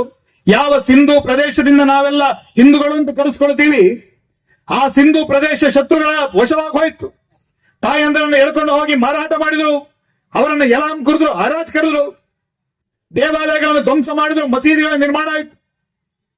ಇಡೀ ಸಿಂಧ್ ಪ್ರದೇಶ ನಾಶ ಆಗಿ ಆ ನಂತರ ಭಾರತದ ಗಡಿಯಾಗಿರುವಂತಹ ವಾಯುವ್ಯ ಸರಹದ್ದಿನವರೆಗೆ ಶತ್ರುಗಳು ನುಗ್ಗಿ ಬರ್ತಾರೆ. ಆ ಸಂದರ್ಭದಲ್ಲಿ ರಜಪೂತರು ಅಂದ್ಕೊಳ್ತಾರೆ, ಯಾವುದೇ ಕಾರಣಕ್ಕಾದ್ರೂ ಕೂಡ ನಾವು ಒಬ್ಬನೇ ಒಬ್ಬ ಶತ್ರುವನ್ನ, ವಿಧರ್ಮಿಯನ್ನ ನಮ್ಮ ದೇಶದ ಒಳಗೆ ಬರೋದಕ್ಕೆ ಬಿಡೋದಿಲ್ಲ ಅನ್ನುವಂತ ಶಪಥವನ್ನ ಗ್ರಹಣ ಮಾಡಿದ್ರು. ಯೋಚನೆ ಮಾಡಿ ನೀವು, 1712ಕ್ಕೆ ಸಿಂಧ್ ಪ್ರದೇಶಕ್ಕೆ ಕಾಲಿಟ್ಟಂತ ಆ ಇಸ್ಲಾಮಿಕ್ ಖಲೀಫರ ಸೇನೆ ದೆಹಲಿಗೆ ಬರಬೇಕಾದ್ರೆ 500 ವರ್ಷಗಳು ಬೇಕಾಯ್ತು. 500 ವರ್ಷ, 1190ರ ಆಸುಪಾಸಿಗೆ ಅವರು ದೆಹಲಿ ಸಲ್ತನತನ್ನ ಆರಂಭ ಮಾಡಿರೋದು. ಅಲ್ಲಿಯವರೆಗೆ ನಿರಂತರವಾಗಿ 500 ವರ್ಷಗಳ ಹೋರಾಟ, 500 ವರ್ಷಗಳ ಬಲಿದಾನ. ಒಂದೊಂದು ಮನೆಯಲ್ಲಿ 3 ಪೀಳಿಗೆಯ ಜನ ರಣಭೂಮಿಗೆ ಹೋಗ್ತಾ ಇದ್ದಾರೆ, ಬಲಿದಾನ ಮಾಡ್ತಾ ಇದ್ದಾರೆ. ತಂದೆ ಕತ್ತಿಯನ್ನು ಹಿಡ್ಕೊಂಡು ಮಗ ಹೋರಾಟ ಮಾಡ್ತಾ ಇದ್ದಾರೆ. ಮಗ ಸತ್ತಾಗ ಮೊಮ್ಮಗ, ತಾಯಂದ್ರು ಜೌಹರದ ಬೆಂಕಿಗೆ ಹಾರ್ತಾ ಇದ್ದಾರೆ. ಈ 500 ವರ್ಷದ ಹೋರಾಟ ಕಟ್ಟ ಕಡೆಯದಾಗಿ ಯಾವಾಗ ತರಾಯಿನ್ನ ಯುದ್ಧದಲ್ಲಿ ರಜಪೂತರು ಸೋಲನ್ನು ದಕ್ಷಿಣದವರೆಗೆ ನುಗ್ಗಿ ಬಂದ್ರು, ಯಾರು ತಡೆಯುವರಿರಲಿಲ್ಲ. ದಕ್ಷಿಣದವರೆಗೆ ದೌಲತಾಬಾದ್, ದೇವಗಿರಿ ದೌಲತಾಬಾದ್ ಆಯ್ತು. ಹರಪಾಲ ಸಿಂಗನ ತಲೆಯನ್ನ ಕಡಿದು ಅವನನ್ನ ಕೋಟೆಗೆ ಅವನ ತಲೆಯನ್ನ ಕಟ್ಟಿದ್ರು. ದೇವಗಿರಿ ಬಿದ್ದು ಹೋಯ್ತು. ಯಾದವರ ನಾಶ ಆದ್ರು, ಕಾಕತೀಯರ ನಾಶ ಆದ್ರು, ವಾರಂಗಲ್ ಪತನ ಆಯಿತು. ಕೆಳಗಡೆ ಬರ್ಬೇಕಿದ್ರೆ ಗಂಡುಗಲಿ ಕುಮಾರರಾಮ ಹೋರಾಟ ಮಾಡಿದ, ಕಂಪಿನಿಯಿಂದ ಹೋರಾಟ ನಡೆಯಿತು. ಹೊಯ್ಸಳರ 3ನೇ ವೀರಬಲ್ಲಾಳ ಹೋರಾಟ ಮಾಡಿದ, ರಾಜ್ಯ ಕಳ್ಕೊಂಡ. 40 ವರ್ಷಗಳ ಕಾಲ ಕಾಡು ಮೇಡುಗಳಲ್ಲಿ ಈ ಧರ್ಮದ ರಕ್ಷಣೆಗೆ ಬೇಕಾಗಿ ಹೋರಾಟವನ್ನು ಮಾಡ್ತಾನೆ. ಹಣ್ಣು ಮುದುಕ ಕಣ್ಣನೂರ ಯುದ್ಧದಲ್ಲಿ ಅವನು ಸಾವನ್ನಪ್ಪಬೇಕಿದ್ರೆ ದಕ್ಷಿಣ ಭಾರತದ 200ಕ್ಕೂ ಅಧಿಕ ರಾಜರ ಒಕ್ಕೂಟವನ್ನು ರಚನೆ ಮಾಡಿ ಹೇಳ್ತಾನೆ. ಬಂದಂತ ಶತ್ರುಗಳು ಸುಲಭದ ಶತ್ರುಗಳಲ್ಲ. ಆ ಕಡೆ ಜಿಬ್ರಾಲ್ಟರ್ ಜಲಸಂಧಿಯವರೆಗೆ ಎಲ್ಲಾ ಪ್ರಾಚೀನ ನಾಗರಿಕತೆಗಳನ್ನು ನಾಶ ಮಾಡಿದ್ದಾರೆ, ಎಲ್ಲಾ ಸಂಸ್ಕೃತಿಗಳನ್ನು ನಾಶ ಮಾಡಿದ್ದಾರೆ. ಆ ಸೈತಾನಿ ಸೇನೆಯನ್ನು ನೀವು ಯಾವ ಬಲಿದಾನವನ್ನು ಮಾಡಿ ಆದ್ರೂ ತಡಿಬೇಕು ಅಂತ ಹೇಳಿದ್ರು. ಆಗ ದಕ್ಷಿಣ ಭಾರತದಲ್ಲಿ ನಮ್ಮ ಧರ್ಮ ಸಂಸ್ಕೃತಿ, ನಮ್ಮ ಆಚಾರ ವಿಚಾರಗಳ ಉಳಿವಿಗೆ ಬೇಕಾಗಿ ವಿಜಯನಗರ ಸಾಮ್ರಾಜ್ಯದ ಆರಂಭ ಆಯಿತು. ಹರಿಹರರಾಯ, ಬುಕ್ಕರಾಯ, ಶ್ರೀಕೃಷ್ಣ ದೇವರಾಯ, ಪ್ರೌಢದೇವರಾಯ, ಪಂಪಾಪತಿ ವಿರೂಪಾಕ್ಷರ ಸನ್ನಿಧಾನದಲ್ಲಿ ಮಾತಂಗ ಪರ್ವತ, ಹೇಮಕೂಟ, ಹರಿಯುವಂತ ತುಂಗಭದ್ರೆಯನ್ನ ಪ್ರತಿಜ್ಞೆ ಮಾಡಿಟ್ಟುಕೊಂಡು 7 ಸುತ್ತಿನ ಕೋಟೆಯನ್ನ ಕಟ್ಟಿ ದಕ್ಷಿಣ ಭಾರತದ ಧರ್ಮ ಸ್ಥಾಪತ್ಯವನ್ನು ಉಳಿಸುವುದಕ್ಕಾಗಿ ಹಂಪೆಯ ನೆಲದಲ್ಲಿ ವಿಜಯನಗರ ಸಾಮ್ರಾಜ್ಯ ಹುಟ್ಟುಕೊಳ್ಳುತ್ತದೆ. ಮುಂದಿನ 200 ವರ್ಷಗಳ ಕಾಲ ಕೃಷ್ಣಾ ನದಿಯಿಂದ ಹಿಡಿದು ದಕ್ಷಿಣದ ಸಮುದ್ರದವರೆಗೆ ಹಿಂದೂ ಧರ್ಮವನ್ನು ಉಳಿಸಿದ್ದು ಯಾರು ಕೇಳಿದ್ರೆ ವಿಜಯನಗರ ಸಾಮ್ರಾಜ್ಯದವರು. ಆ ವಿಜಯನಗರ ಸಾಮ್ರಾಜ್ಯದ ಸಾಮಂತರಾಗಿ ನಮ್ಮ ಚೆನ್ನಭೈರಾದೇವಿ ಕೆಲಸ ಮಾಡಿದ್ಲು, ಕೆಳದಿಯ ರಾಜರು ಕೆಲಸ ಮಾಡಿದ್ರು. ಇಲ್ಲಿ ನಾವು ನೋಡುವಂತ ಎಲ್ಲ ಗುಡಿ ಗೋಪುರಗಳು, ಮಠ ಮಂದಿರಗಳು ಎಲ್ಲವೂ ಕೂಡ ಅವರ ಕೊಡುಗೆ. ಹಾಗಾಗಿ ನಮಗೆ ಪಿತೃಋಣ ಅಂದ್ರೆ ಯಾರು ಕೇಳಿದ್ರೆ ನಮ್ಮ ಮನೆಯಲ್ಲಿ ಸತ್ತವರಲ್ಲ, ನಮಗಿರುವಂತಹ ಪಿತೃಋಣ ಈ ಸಮಾಜಕ್ಕಾಗಿ, ಈ ದೇಶಕ್ಕಾಗಿ, ಈ ಧರ್ಮಕ್ಕಾಗಿ ಬಲಿದಾನ ಮಾಡಿದಂತ ಆ ಎಲ್ಲ ಮಹಾತ್ಮರು, ಅವರ ಋಣ ನಮ್ಮ ಮೇಲೆ ಇದೆ. ಹಾಗಾಗಿ ಹೇಳಿದ್ರು, जन्मदायिनी से बड़ा और एक माई है जिसके ललाट हिमगिरी के ऊंचाई है, पदों में अरब बंग सिंधु गहराई है, दाई ब्रह्मपुत्र भाई सिंधु की कलाई है, हिमराज श्वेत केश जाल लहराता है, गंगा यमुना में दूध बह बह आता है. ಈ ದೇಶ ಅನ್ನೋದು ಅದು ನಕಾಶೆ ಅಲ್ಲ, ಅದು ಪರ್ವತಗಳ ಸಮೂಹ ಅಲ್ಲ, ಅದು ಹರಿಯುವ ನದಿ ಅಲ್ಲ, ಅದು ಮಣ್ಣು ಕಲ್ಲುಗಳಲ್ಲ, ಅದು ಜೀವಂತವಾದಂತಹ ರಾಷ್ಟ್ರ ಮಾತೆ, ಆ ಭಾರತ ಮಾತೆ ಅಂತ ಆರಾಧನೆ ಮಾಡಿದವರು ನಾವು. ಈ ಎಲ್ಲ ಪರಾಕ್ರಮಗಳು 200 ವರ್ಷಗಳ ಸುದೀರ್ಘವಾದಂತಹ ಹೋರಾಟ. ಆ ಹೋರಾಟದ ನಂತರ ನಮ್ಮ ಹಿಂದೂಗಳಲ್ಲಿ ಏನಿದೆ ಅಂತ ಕೇಳಿದ್ರೆ ಸ್ವಬೋಧ ಅನ್ನುವಂಥದ್ದು ಮರೆತು ಹೋಗತ್ತೆ, ಇತಿಹಾಸವನ್ನು ಮರೆತು ಬಿಡ್ತೀವಿ. ಯಾವ ಬಹಮನಿಗಳು, ಯಾವ ಆದಿಲ್ ಶಾಹಿಗಳು, ಯಾರು ಕರ್ನಾಟಕದಲ್ಲಿ ಸರಿಸುಮಾರು 5 ಲಕ್ಷ ಕನ್ನಡಿಗರ ಕಗ್ಗೊಲೆ ಮಾಡಿದ್ರು, ಆ ಪಾಪಿ ಬಹಮನಿಗಳ ಜೊತೆ, ಆದಿಲ್ ಶಾಹಿಗಳ ಜೊತೆಗೆ ವಿಜಯನಗರದ ಕೆಲವೊಂದಿಷ್ಟು ರಾಜರು ಒಪ್ಪಂದವನ್ನು ಮಾಡಿಕೊಂಡ್ರು, ಸೆಕ್ಯುಲರಿಸಂ ಮಾಡಿದ್ರು. ಇವತ್ತು ಹೇಳ್ತಾರಲ್ಲ ಸೆಕ್ಯುಲರಿಸಂ, ನಾವೆಲ್ಲ ಒಂದೇ, ಬಾಯಿ ಬಾಯಿ ಅಂತೆಲ್ಲ ಹೇಳ್ತಾರಲ್ಲ ಬ್ರದರ್ಸ್ಗಳು. ಹಾಗೆ ಆ ಪಾಪಿಗಳನ್ನು ಬ್ರದರ್ಸ್ಗಳು ಅಂತ ಸ್ವೀಕಾರ ಮಾಡಿದ್ರು. ಅವರಲ್ಲಿ 2 ಗಿಲಾನಿ ಸಹೋದರರನ್ನ ಕರ್ಕೊಂಡು ಬಂದು ವಿಜಯನಗರ ಸಾಮ್ರಾಜ್ಯದ ಸೇನೆ ಜವಾಬ್ದಾರಿ ಕೊಟ್ಟರು. ಯಾವಾಗ ನಿರ್ಣಾಯಕ ಯುದ್ಧ ಆಯಿತೋ ಆ ಪಾಪಿಗಳು ಅನ್ನ ಇಟ್ಟಂತ ಮನೆಗೆ ಕನ್ನವನ್ನು ಹಾಕಿದ್ರು, ಉಂಡಂತ ಬಟ್ಟಲಿಗೆ ಮಣ್ಣನ್ನು ಹಾಕುವಂತ ಕೆಲಸವನ್ನು ಮಾಡಿದ್ರು. ವಿಜಯನಗರಕ್ಕೆ ದ್ರೋಹವನ್ನು ಮಾಡಿ 60% ಸೇನೆಯನ್ನು ತಗೊಂಡು ಶತ್ರುಗಳ ಜೊತೆಗೆ ಕೈ ಸೇರಿಸಿದ್ರು. 1565 ರಕ್ಕಸಗಿ ತಂಗಡಗಿಯ ಯುದ್ಧದಲ್ಲಿ, ತಾಳಿಕೋಟೆ ಯುದ್ಧದಲ್ಲಿ ವಿಜಯನಗರ ಸಾಮ್ರಾಜ್ಯ ಹೀನಾಯವಾಗಿ ಸೋತು ಹೋಯಿತು. 6 ತಿಂಗಳ ಕಾಲ ವಿಜಯನಗರವನ್ನು ಲೂಟಿ ಮಾಡ್ತಾರೆ. ಆನೆಗಳ ಮೇಲೆ, ಕುದುರೆಗಳ ಮೇಲೆ, ಒಂಟೆಗಳ ಮೇಲೆ ವಜ್ರ ವೈಡೂರ್ಯ ಮುತ್ತು ರತ್ನಗಳನ್ನು ಲೂಟಿ ಮಾಡ್ತಾರೆ. ಹೆಣ್ಣು ಮಕ್ಕಳ ಮೇಲೆ ಅಪಾರವಾದಂತಹ ಮಾನಭಂಗಗಳು, ಮನೆಗಳನ್ನು ಧ್ವಂಸ ಮಾಡಿದ್ರು. ದೇಗುಲಗಳ ನಗರಿಯಾಗಿದ್ದಂತ, ರೋಮ್ಗಿಂತಲೂ ಶ್ರೀಮಂತವಾಗಿದ್ದಂತ ವಿಜಯನಗರ ಕೇವಲ ಒಂದೇ ವಾರದಲ್ಲಿ ಅದನ್ನು ಹಾಳು ಹಂಪೆ ಅಂತ ಮಾಡಿದ್ರು. ಬಹುಶಃ ಬ್ರಿಟಿಷರ ಒಬ್ಬ ಜಿಲ್ಲಾಧಿಕಾರಿಯಾಗಿದ್ದಂತ ರಾಬರ್ಟ್ ಸೆವೆಲ್ ಅವನು ಬರೋವರೆಗೆ ಅಂತ ಒಂದು ನಗರ ಮಣ್ಣಿನಡಿಯಲ್ಲಿ ಬಿದ್ದು ಹೋಗಿದೆ ಅನ್ನೋದು ಯಾರಿಗೂ ಗೊತ್ತಿರಲಿಲ್ಲ. ಅವಶೇಷಗಳ ಕೊಂಪೆ ಆಗಿತ್ತು ಹಂಪಿ. ಅವನು ಬರೀತಾನೆ ಫರ್ಗೆಟನ್ ಎಂಪೈರ್ ಅಂತ ಬರೀತಾನೆ, ಅವನು ಮರೆತು ಹೋದ ಮಹಾ ಸಾಮ್ರಾಜ್ಯ. ಜಗತ್ತಿನ ಜನರಿಗೆ ಅವನು ಬರೆದ ಮೇಲೆ ಗೊತ್ತಾಯ್ತು. ಆಮೇಲೆ ನ್ಯೂನೇಸಿ ಏನು ಬರೆದಿದ್ದಾನೆ, ಅಬ್ದುಲ್ ರಜಾಕ್ ಏನು ಬರೆದಿದ್ದಾನೆ, ಇದನ್ನೆಲ್ಲ ಅಧ್ಯಯನ ಮಾಡುವಾಗ ಜಗತ್ತಿನಲ್ಲಿ ಈ ರೀತಿಯ ಸಾಮ್ರಾಜ್ಯ ನಮ್ಮಲ್ಲಿತ್ತ ಅಂತ ಆಮೇಲೆ ನಾವು ಬಿಟ್ಟ ಕಣ್ಣುಗಳಿಂದ ನೋಡ್ತಾ ಇದ್ದೀವಿ. ಇವತ್ತು ನಮಗೆ ಹಾಡುಹಳ್ಳಿ, ಸಂಗೀತಪುರ ಇದರ ಇತಿಹಾಸಗಳು ನಮ್ಗೆ ಯಾಕೆ ಗೊತ್ತಿಲ್ಲ ಅಂತ ಕೇಳಿದ್ರೆ ನಮಗೆ ಯಾರಿಗೂ ಸ್ವಬೋಧ ಇಲ್ಲ. ನಾವು ಎಂತ ವೀರ ಪರಂಪರೆಗೆ ಸೇರಿದವರು, ಎಂತ ಮಹಾನುಭಾವರು ನಮ್ಮ ಹಿರಿಯರಿದ್ರು. ಈ ಎಲ್ಲ ಪರಂಪರೆಯನ್ನ ತಿಳಿಯುವಂತ ಪ್ರಯತ್ನವನ್ನೇ ನಾವು ಮಾಡಲಿಲ್ಲ. ಜಗತ್ತಿನಲ್ಲಿ ಅತ್ಯಂತ ಬಲಿಷ್ಠವಾದಂತಹ ನೌಕಾಪಡೆಯನ್ನ ಕಟ್ಟಿಕೊಂಡಿದ್ದಂತ ಆ ಪೋರ್ಚುಗೀಸರನ್ನ 24 ಬಾರಿ ಬಗ್ಗು ಬಡದಂತಹ ಅವಳು ರಾಣಿ ನಮ್ಮ ಊರಿನವಳನ್ನುವಂತ ಅಭಿಮಾನ, ಸ್ವಾಭಿಮಾನ ನಮಗಿದೆಯಾ? ಎಷ್ಟು ಸ್ಮಾರಕಗಳಿವೆ, ಎಷ್ಟು ದಿನ ಅವಳನ್ನ ನೆನಪು ಮಾಡ್ಕೊಳ್ತೀವಿ. ಇತಿಹಾಸದಲ್ಲಿ ಅವಳ ಸಾಧನೆಗಳನ್ನ ನೆನಪು ಮಾಡಿಕೊಳ್ಳುವಂತ ಒಂದು ಸ್ಮಾರಕವನ್ನಾದ್ರೂ ನಮ್ಮ ಊರಲ್ಲಿ ನಾವು ಇಟ್ಕೊಂಡಿದೀವ? ಇಂಡಿಯಾ ಗೇಟ್ ನಲ್ಲಿ 93,000 ಸೈನಿಕರ ಹೆಸರಿದೆ ಅಂತ. ಯಾರ್ದದು? ಬ್ರಿಟಿಷರಿಗೆ ಬೇಕಾಗಿ ಮೊದಲ ವಿಶ್ವಯುದ್ಧ, ಎರಡನೇ ವಿಶ್ವಯುದ್ಧದಲ್ಲಿ ಬಡಿದಾಟ ಮಾಡಿ ಸತ್ತಂತ ಆ ಗುಲಾಮರ ಹೆಸರುಗಳನ್ನು ಬರೆದಿಟ್ಕೊಂಡಿದೀವಿ. ನಮ್ಮಲ್ಲಿ ಸ್ಯಾಂಕಿ ರೋಡ್ ಇದೆ, ನಮ್ಮಲ್ಲಿ ಹುಮಾಯೂನ್ ರೋಡ್ ಇದೆ, ನಮ್ಮಲ್ಲಿ ಲೋಧಿ ರೋಡ್ ಇದೆ, ನಮ್ಮಲ್ಲಿ ಅಂತ ಯಾರು ನಳಂದ ಯೂನಿವರ್ಸಿಟಿಯನ್ನ ಸುಟ್ಟು ಭಸ್ಮ ಮಾಡಿದಂತ ಬಕ್ತಿಯಾರ್ ಖಿಲ್ಜಿಯ ಹೆಸರಿನಲ್ಲಿ ಬಕ್ತಿಯಾರ್ ಪುರ ಇದೆ. ಆದ್ರೆ ನಮ್ಮ ರಾಣಿಯರ ಬಗ್ಗೆ ನಮಗೆ ಗೊತ್ತಿಲ್ಲ, ನಮ್ಮ ರಾಜರ ಬಗ್ಗೆ ನಮಗೆ ಗೊತ್ತಿಲ್ಲ. ಈ ಇತಿಹಾಸವನ್ನ ನೆನಪು ಮಾಡಿಕೊಳ್ಳುವುದಕ್ಕಾಗಿ ಈ ರೀತಿಯ ಹಿಂದೂ ಸಂಗಮದ ಕಾರ್ಯಕ್ರಮಗಳು. ಈ ಕಾರ್ಯಕ್ರಮದ ಉದ್ದೇಶ ಸಂಘಕ್ಕೆ 100 ವರ್ಷಗಳು ಪೂರ್ತಿ ಆಯ್ತು. ಸಂಘದ ಹಿರಿಯರು ಹೇಳಿದಂತೆ ಈ ಗೋಲ್ಡನ್ ಜುಬಿಲಿ ಆಚರಣೆ ಮಾಡುವವರೆಗೆ ನಮ್ಮ ಸಂಘ ಇರ್ಕೂಡುದು. ಯಾಕೆ ಇರಬಾರದು ಅಂತ ಕೇಳಿದ್ರೆ, ಸಂಘ ಸಮಾಜದಲ್ಲಿ ಮಿಳಿತ ಆಗಿಬಿಡಬೇಕು. ಪ್ರತಿಯೊಬ್ಬ ಹಿಂದೂ ಕೂಡ ಸಂಘದ ಸ್ವಯಂ ಸೇವಕನಾಗಿರಬೇಕು. ಪ್ರತಿಯೊಬ್ಬ ಸ್ವಯಂ ಸೇವಕ ಕೂಡ ಸಮಾಜದ ಪ್ರತಿಯೊಂದು ಹಂತವನ್ನು ಕೂಡ ಮುಟ್ಟಿ ಇಡೀ ಸಮಾಜವನ್ನು ವ್ಯಾಪಿಸಿಕೊಂಡಿರಬೇಕು. ಸಂಘಕ್ಕೂ ಸಮಾಜಕ್ಕೂ ವ್ಯತ್ಯಾಸವೇ ಇರಬಾರದು ಅನ್ನೋದು ಸಂಘದ ನಿಲುವಾಗಿತ್ತು. ಸಂಘ ಮಾಡುವಂತಹ ಅತ್ಯಂತ ಸರಳವಾದ ಕೆಲಸ ಏನು? ಜನರಿಗೆ ಸರಳವಾದಂತಹ ಜೀವನ, ರಾಷ್ಟ್ರಭಕ್ತಿ, ಜೀವನದಲ್ಲಿ ಶಿಸ್ತು, ಇಷ್ಟನ್ನು ಮಾತ್ರ ಕಲಿಸೋದು. ಈ ಕೆಲಸವನ್ನ ಕಲಿಸುವಂತ ಪರಿಸ್ಥಿತಿ ಬರಕೂಡದು. ಪ್ರತಿಯೊಂದು ಮನೆಯಲ್ಲಿ ಹುಟ್ಟುವಾಗಲೇ ಒಬ್ಬ ಸ್ವಯಂ ಸೇವಕ ಹುಟ್ಟಬೇಕು, ರಾಷ್ಟ್ರಭಕ್ತ ಹುಟ್ಟಬೇಕು. ಆ ರೀತಿಯ ಸಂಸ್ಕಾರ ಮನೆಯಲ್ಲೇ ಸಿಗಬೇಕು. ಆ ಕೆಲಸವನ್ನು ನಮ್ಮ ಸಮಾಜ ಮಾಡಬೇಕು ಅಂತ ಸಂಘದ ನಿಲುವಾಗಿತ್ತು. ದುರ್ದೈವ 100 ವರ್ಷದಲ್ಲಿ ನಾವು ತಲುಪಲಿಕ್ಕೆ ಸಾಧ್ಯ ಆಗಿರೋದು ಬಹುಶಃ ಒಂದು 15-20% ಜನರನ್ನು ಮಾತ್ರ. ಉಳಿದಂತ 80% ಜನರಿಗೆ ಇವತ್ತಿಗೂ ಕೂಡ ಸಂಘ ಅಂದ್ರೆ ಏನು ಗೊತ್ತಿಲ್ಲ, RSS ಅಂದ್ರೆ ಏನು ಗೊತ್ತಿಲ್ಲ, ದೇಶ, ಧರ್ಮ, ಸಂಸ್ಕೃತಿ ನಮ್ಗೆ ಅಗತ್ಯನೇ ಇಲ್ಲ. ಈಗ ಒಂದಷ್ಟು ಜಾಗೃತಿ ಆಗಿದೆ. ಯಾವುದೋ ಒಂದು ರಾಜಕೀಯ ಪಕ್ಷ ಅಧಿಕಾರಕ್ಕೆ ಬಂದ್ರೆ ನಮ್ಮ ದೇಶ ಉಳಿಯುತ್ತೆ, ಧರ್ಮ ಉಳಿಯುತ್ತೆ ಅನ್ನುವಂತ ಭ್ರಮೆಯಲ್ಲಿ ನಾವಿದ್ದೇವೆ. ನಾವು ಇದ್ದೇವೆ, ನಮ್ಮ ಶತ್ರುಗಳಿದ್ದಾರೆ. ಹೇಗೆ? ನರೇಂದ್ರ ಮೋದಿ ಇರುವುದಕ್ಕಾಗಿ ಈ ದೇಶವನ್ನ ನಮಗೆ ವಶಪಡಿಸ್ಕೊಳ್ಳಕ್ಕೆ ಆಗ್ತಾ ಇಲ್ಲ. ನರೇಂದ್ರ ಮೋದಿ ಇರುವುದಕ್ಕೆ ಬೇಕಾಗಿ ನಮ್ಮ ಆಟಗಳು ನಡೀತಾ ಇಲ್ಲ ಅಂತ ಅವರಲ್ಲಿ ಕೆಲವರು ಭಾವಿಸ್ಕೊಂಡಿದ್ದಾರೆ. ನಾವು ಅದನ್ನೇ ಭಾವಿಸ್ಕೊಂಡಿದ್ದೀವಿ. ನರೇಂದ್ರ ಮೋದಿ, ಅಮಿತ್ ಶಾ, ಯೋಗಿ ಅವರಿದ್ದಾರೆ, ಹಾಗಾಗಿ ನಮ್ಮ ದೇಶಕ್ಕೆ ಏನು ತೊಂದರೆ ಇಲ್ಲ. ನಾವು ಇಲ್ಲಿ ತಿಂದುಂಡುಕೊಂಡು ನಾವು ಮಜಾ ಮಾಡ್ಕೊಂಡು ಇರ್ತೀವಿ, ವಾರಕ್ಕೊಂದು ಸಿನಿಮಾ ನೋಡ್ಕೊಂಡು ನಮ್ಮಷ್ಟಕ್ಕೆ ನಾವಿರ್ತೀವಿ, ಹೇಗಾದ್ರೂ ಬದುಕ್ತೀವಿ. ನಾವು ನೋಡ್ಕೊಳ್ಳೋದಕ್ಕೆ ಅವರಿದ್ದಾರೆ, ನಾವು ಓಟ್ ಹಾಕ್ಲಿಲ್ವಾ? ಈ ಮಾನಸಿಕತೆ ನಮ್ಮಲ್ಲಿದೆ. ಆದರೆ ರಾಜಕೀಯ ಬದಲಾವಣೆ ಅನ್ನೋದು ಕೇವಲ 10% ಮಾತ್ರ. 90% ಬದಲಾವಣೆಯಲ್ಲಿ ಕೇಳಿದ್ರೆ ಅದು ಸಮಾಜದ ಮಧ್ಯದಲ್ಲಾಗಬೇಕು. ಆ ಬದಲಾವಣೆಗೆ ಬೇಕಾಗಿ ಇವತ್ತಿನ ಈ ಕಾರ್ಯಕ್ರಮ. ಸಮಾಜ ಸರಿಯಾದ್ರೆ ಯಾವುದೇ ರಾಜಕೀಯ ಪಕ್ಷ ಬರಲಿ, ಯಾವ ನಾಯಕನೇ ಬರಲಿ, ಯಾರಿಂದಲೂ ಸಮಾಜವನ್ನು ಏನು ಮಾಡಕ್ಕಾಗಲ್ಲ. ಸಮಾಜ ಬಲಿಷ್ಠವಾಗಿದೆ, ಎಲ್ಲ ನಾಯಕರು ನಮ್ಮ ಮಾತನ್ನ ಕೇಳ್ತಾರೆ. ಸಮಾಜ ಬಲಿಷ್ಠವಾಗಿದ್ರೆ ಈ ದೇಶದ ಚಿತ್ರಣವನ್ನೇ ಬದಲಾಯಿಸುವಂತ ಶಕ್ತಿ ನಮ್ಮ ಸಮಾಜಕ್ಕಿದೆ. ಈ ಹಿಂದೆ ಅದಾಯ್ತು. 1905ರಲ್ಲಿ ಬಂಗಾಳದಲ್ಲಿ ವಿಭಜನೆ ಮಾಡಬೇಕು ಅಂತ ಹೊರಟರು. ಮೊದಲು ಪೂರ್ವ ಬಂಗಾಳ, ಪಶ್ಚಿಮ ಬಂಗಾಳ.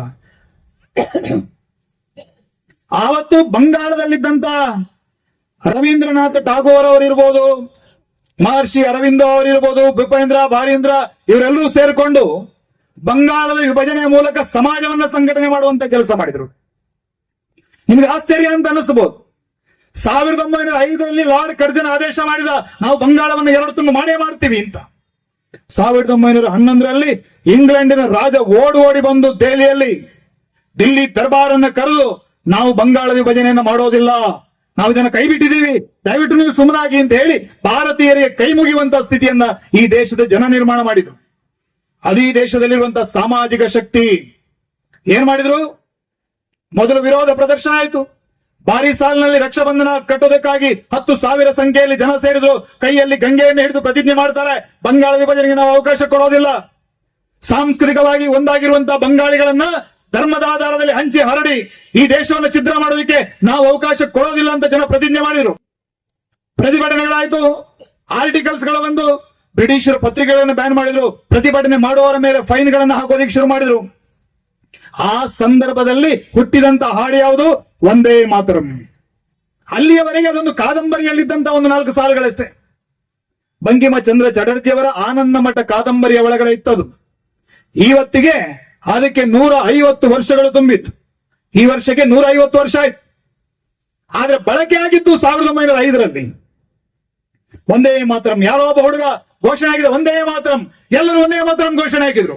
ಮುಂದೆ ಅದು ಅವ್ರ ಜೀವನದ ಭಾಗ ಆಯ್ತು. ಯಾರಾದ್ರೂ ಎದುರು ಸಿಕ್ಕಿದ್ರೆ ನಮಸ್ಕಾರ ಅಂತ ಹೇಳ್ತಾ ಇರಲಿಲ್ಲ, ಒಂದೇ ಮಾತರಂ ಅಂತ ಹೇಳ್ತಾ ಇದ್ರು.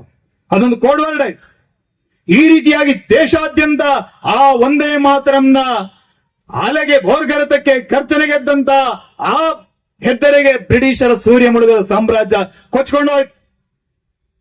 ಒಂದರ ಮೇಲೆ ಒಂದಂತೆ ನಿಷೇಧಗಳಾದಾಗ ನಮ್ಮ ಹುಡುಗರು ಅನಿವಾರ್ಯವಾಗಿ ಕ್ರಾಂತಿಯ ಮಾರ್ಗವನ್ನು ತೊಳೆದ್ರು. ಅನೇಕ ಕ್ರಾಂತಿಕಾರಿ ಚಟುವಟಿಕೆಗಳು ನಡೀತು.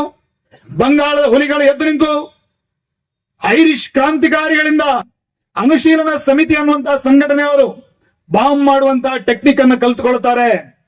ಐರಿಷ್ ಕ್ರಾಂತಿಕಾರಿಗಳಿಂದ ಸಾವರ್ಕರ್ ಅವರ ಜೊತೆಗಿದ್ದಂತ ಹೇಮಚಂದ್ರ ಬಾಪಟ್, ಸೇನಾಪತಿ ಬಾಪಟ್ ಮತ್ತು ಹೇಮಚಂದ್ರ ಅವರು ಅಲ್ಲಿಂದ ಬಾಂಬ್ ಮಾಡೋದು ಹೇಗೆ, ಪಿಗ್ವಿಕ್ ಆಸಿಡ್ ಇರ್ಬೋದು, ಇದನ್ನೆಲ್ಲ ಬಳಸಿ ಬಾಂಬ್ ಮಾಡೋದು ಹೇಗೆ ಅನ್ನೋದನ್ನ ಭಾರತದ ಗಲ್ಲಿಗಳಲ್ಲಿ ತೋರಿಸ್ಕೊಟ್ರು. ಮಾಣಿಕ್ ತೊಲದ ತೋಟದ ಒಳಗಡೆ ಬಾಂಬ್ಗಳನ್ನ ಮಾಡ್ತಾರೆ. ಬ್ರಿಟಿಷ್ ಅಧಿಕಾರಿಗಳ ವಿರುದ್ಧ ಪ್ರಯೋಗ ಮಾಡ್ತಾರೆ. ಬ್ರಿಟಿಷ್ ಅಧಿಕಾರಿಗಳು ಒಂದೊಂದೇ ಹೆಣಗಳು ಉರುಳೋದಕ್ಕೆ ಶುರುವಾಯ್ತು. ನಾಸಿಕದ ಕಲೆಕ್ಟರ್ ಜಾಕ್ಸನ್ ಅನ್ನು ಹೊಡೆದಾಕ್ತಾರೆ. ಆ ಕಡೆ ತಿರುವನ್ನಲೆಯಲ್ಲಿ ಕಲೆಕ್ಟರ್ ಆಕ್ಷನ್ ಹೊಡೆದಾಕ್ತಾರೆ. ಈ ಕಡೆ ಕುದಿರಾಮ್ ಬೋಸ್ ಕಿಂಗ್ಸ್ ಫೋರ್ಟ್ ಮೇಲೆ ಬಾಂಬ್ ದಾಳಿಯನ್ನು ಮಾಡಿಬಿಟ್ಟ. ಎಲ್ಲ ಕಡೆಗಳಲ್ಲಿ ಕ್ರಾಂತಿಕಾರಿ ಚಟುವಟಿಕೆಗಳು ಬ್ರಿಟಿಷರು ಈ ಸಮಾಜಕ್ಕೆ ಮಣಿದ್ರು. ಆ ರೀತಿಯಾದಂತಹ ಶಕ್ತಿ ಈ ಸಮಾಜಕ್ಕೆ ಇವತ್ತಿಗೂ ಇದೆ. 24ರಲ್ಲಿ ಕೂಡ ಅದನ್ನು ನಾವು ತೋರಿಸಿದ್ದೀವಿ. 42ರಲ್ಲಿ ಚಲೇಜಾವ್ ಚಳವಳಿ ಆದಾಗ ಕೂಡ ಈ ದೇಶ ಆ ಶಕ್ತಿಯನ್ನು ತೋರಿಸ್ತು. ಆನಂತರ ನಮ್ಮ ಶಕ್ತಿಯ ವಿರಾಟ ಸ್ವರೂಪದ ದರ್ಶನ ಆಗಿರುವುದು ಯಾವಾಗ ಕೇಳಿದ್ರೆ ಅಯೋಧ್ಯೆಯ ಹೋರಾಟ ನಡೆದಂತಹ ಸಂದರ್ಭದಲ್ಲಿ ಅಯೋಧ್ಯೆಯಲ್ಲಿ ರಾಮನ ಭವ್ಯ ಮಂದಿರ ನಿರ್ಮಾಣ ಆಗಬೇಕು. ಇಡೀ ದೇಶಾದ್ಯಂತ ಜನಜಾಗೃತಿಯನ್ನು ನಮ್ಮ ಸಮಾಜದವರು ಮಾಡಿದರು. ಅಯೋಧ್ಯೆಯ ಹೋರಾಟ ಆರಂಭ ಆಗುವವರೆಗೆ ಹಿಂದೂಗಳ ಬಗ್ಗೆ ಮಾತಾಡಿದವರನ್ನ ಕೋಮುವಾದಿಗಳು ಅಂತ ಹೇಳ್ತಾ ಇದ್ರು.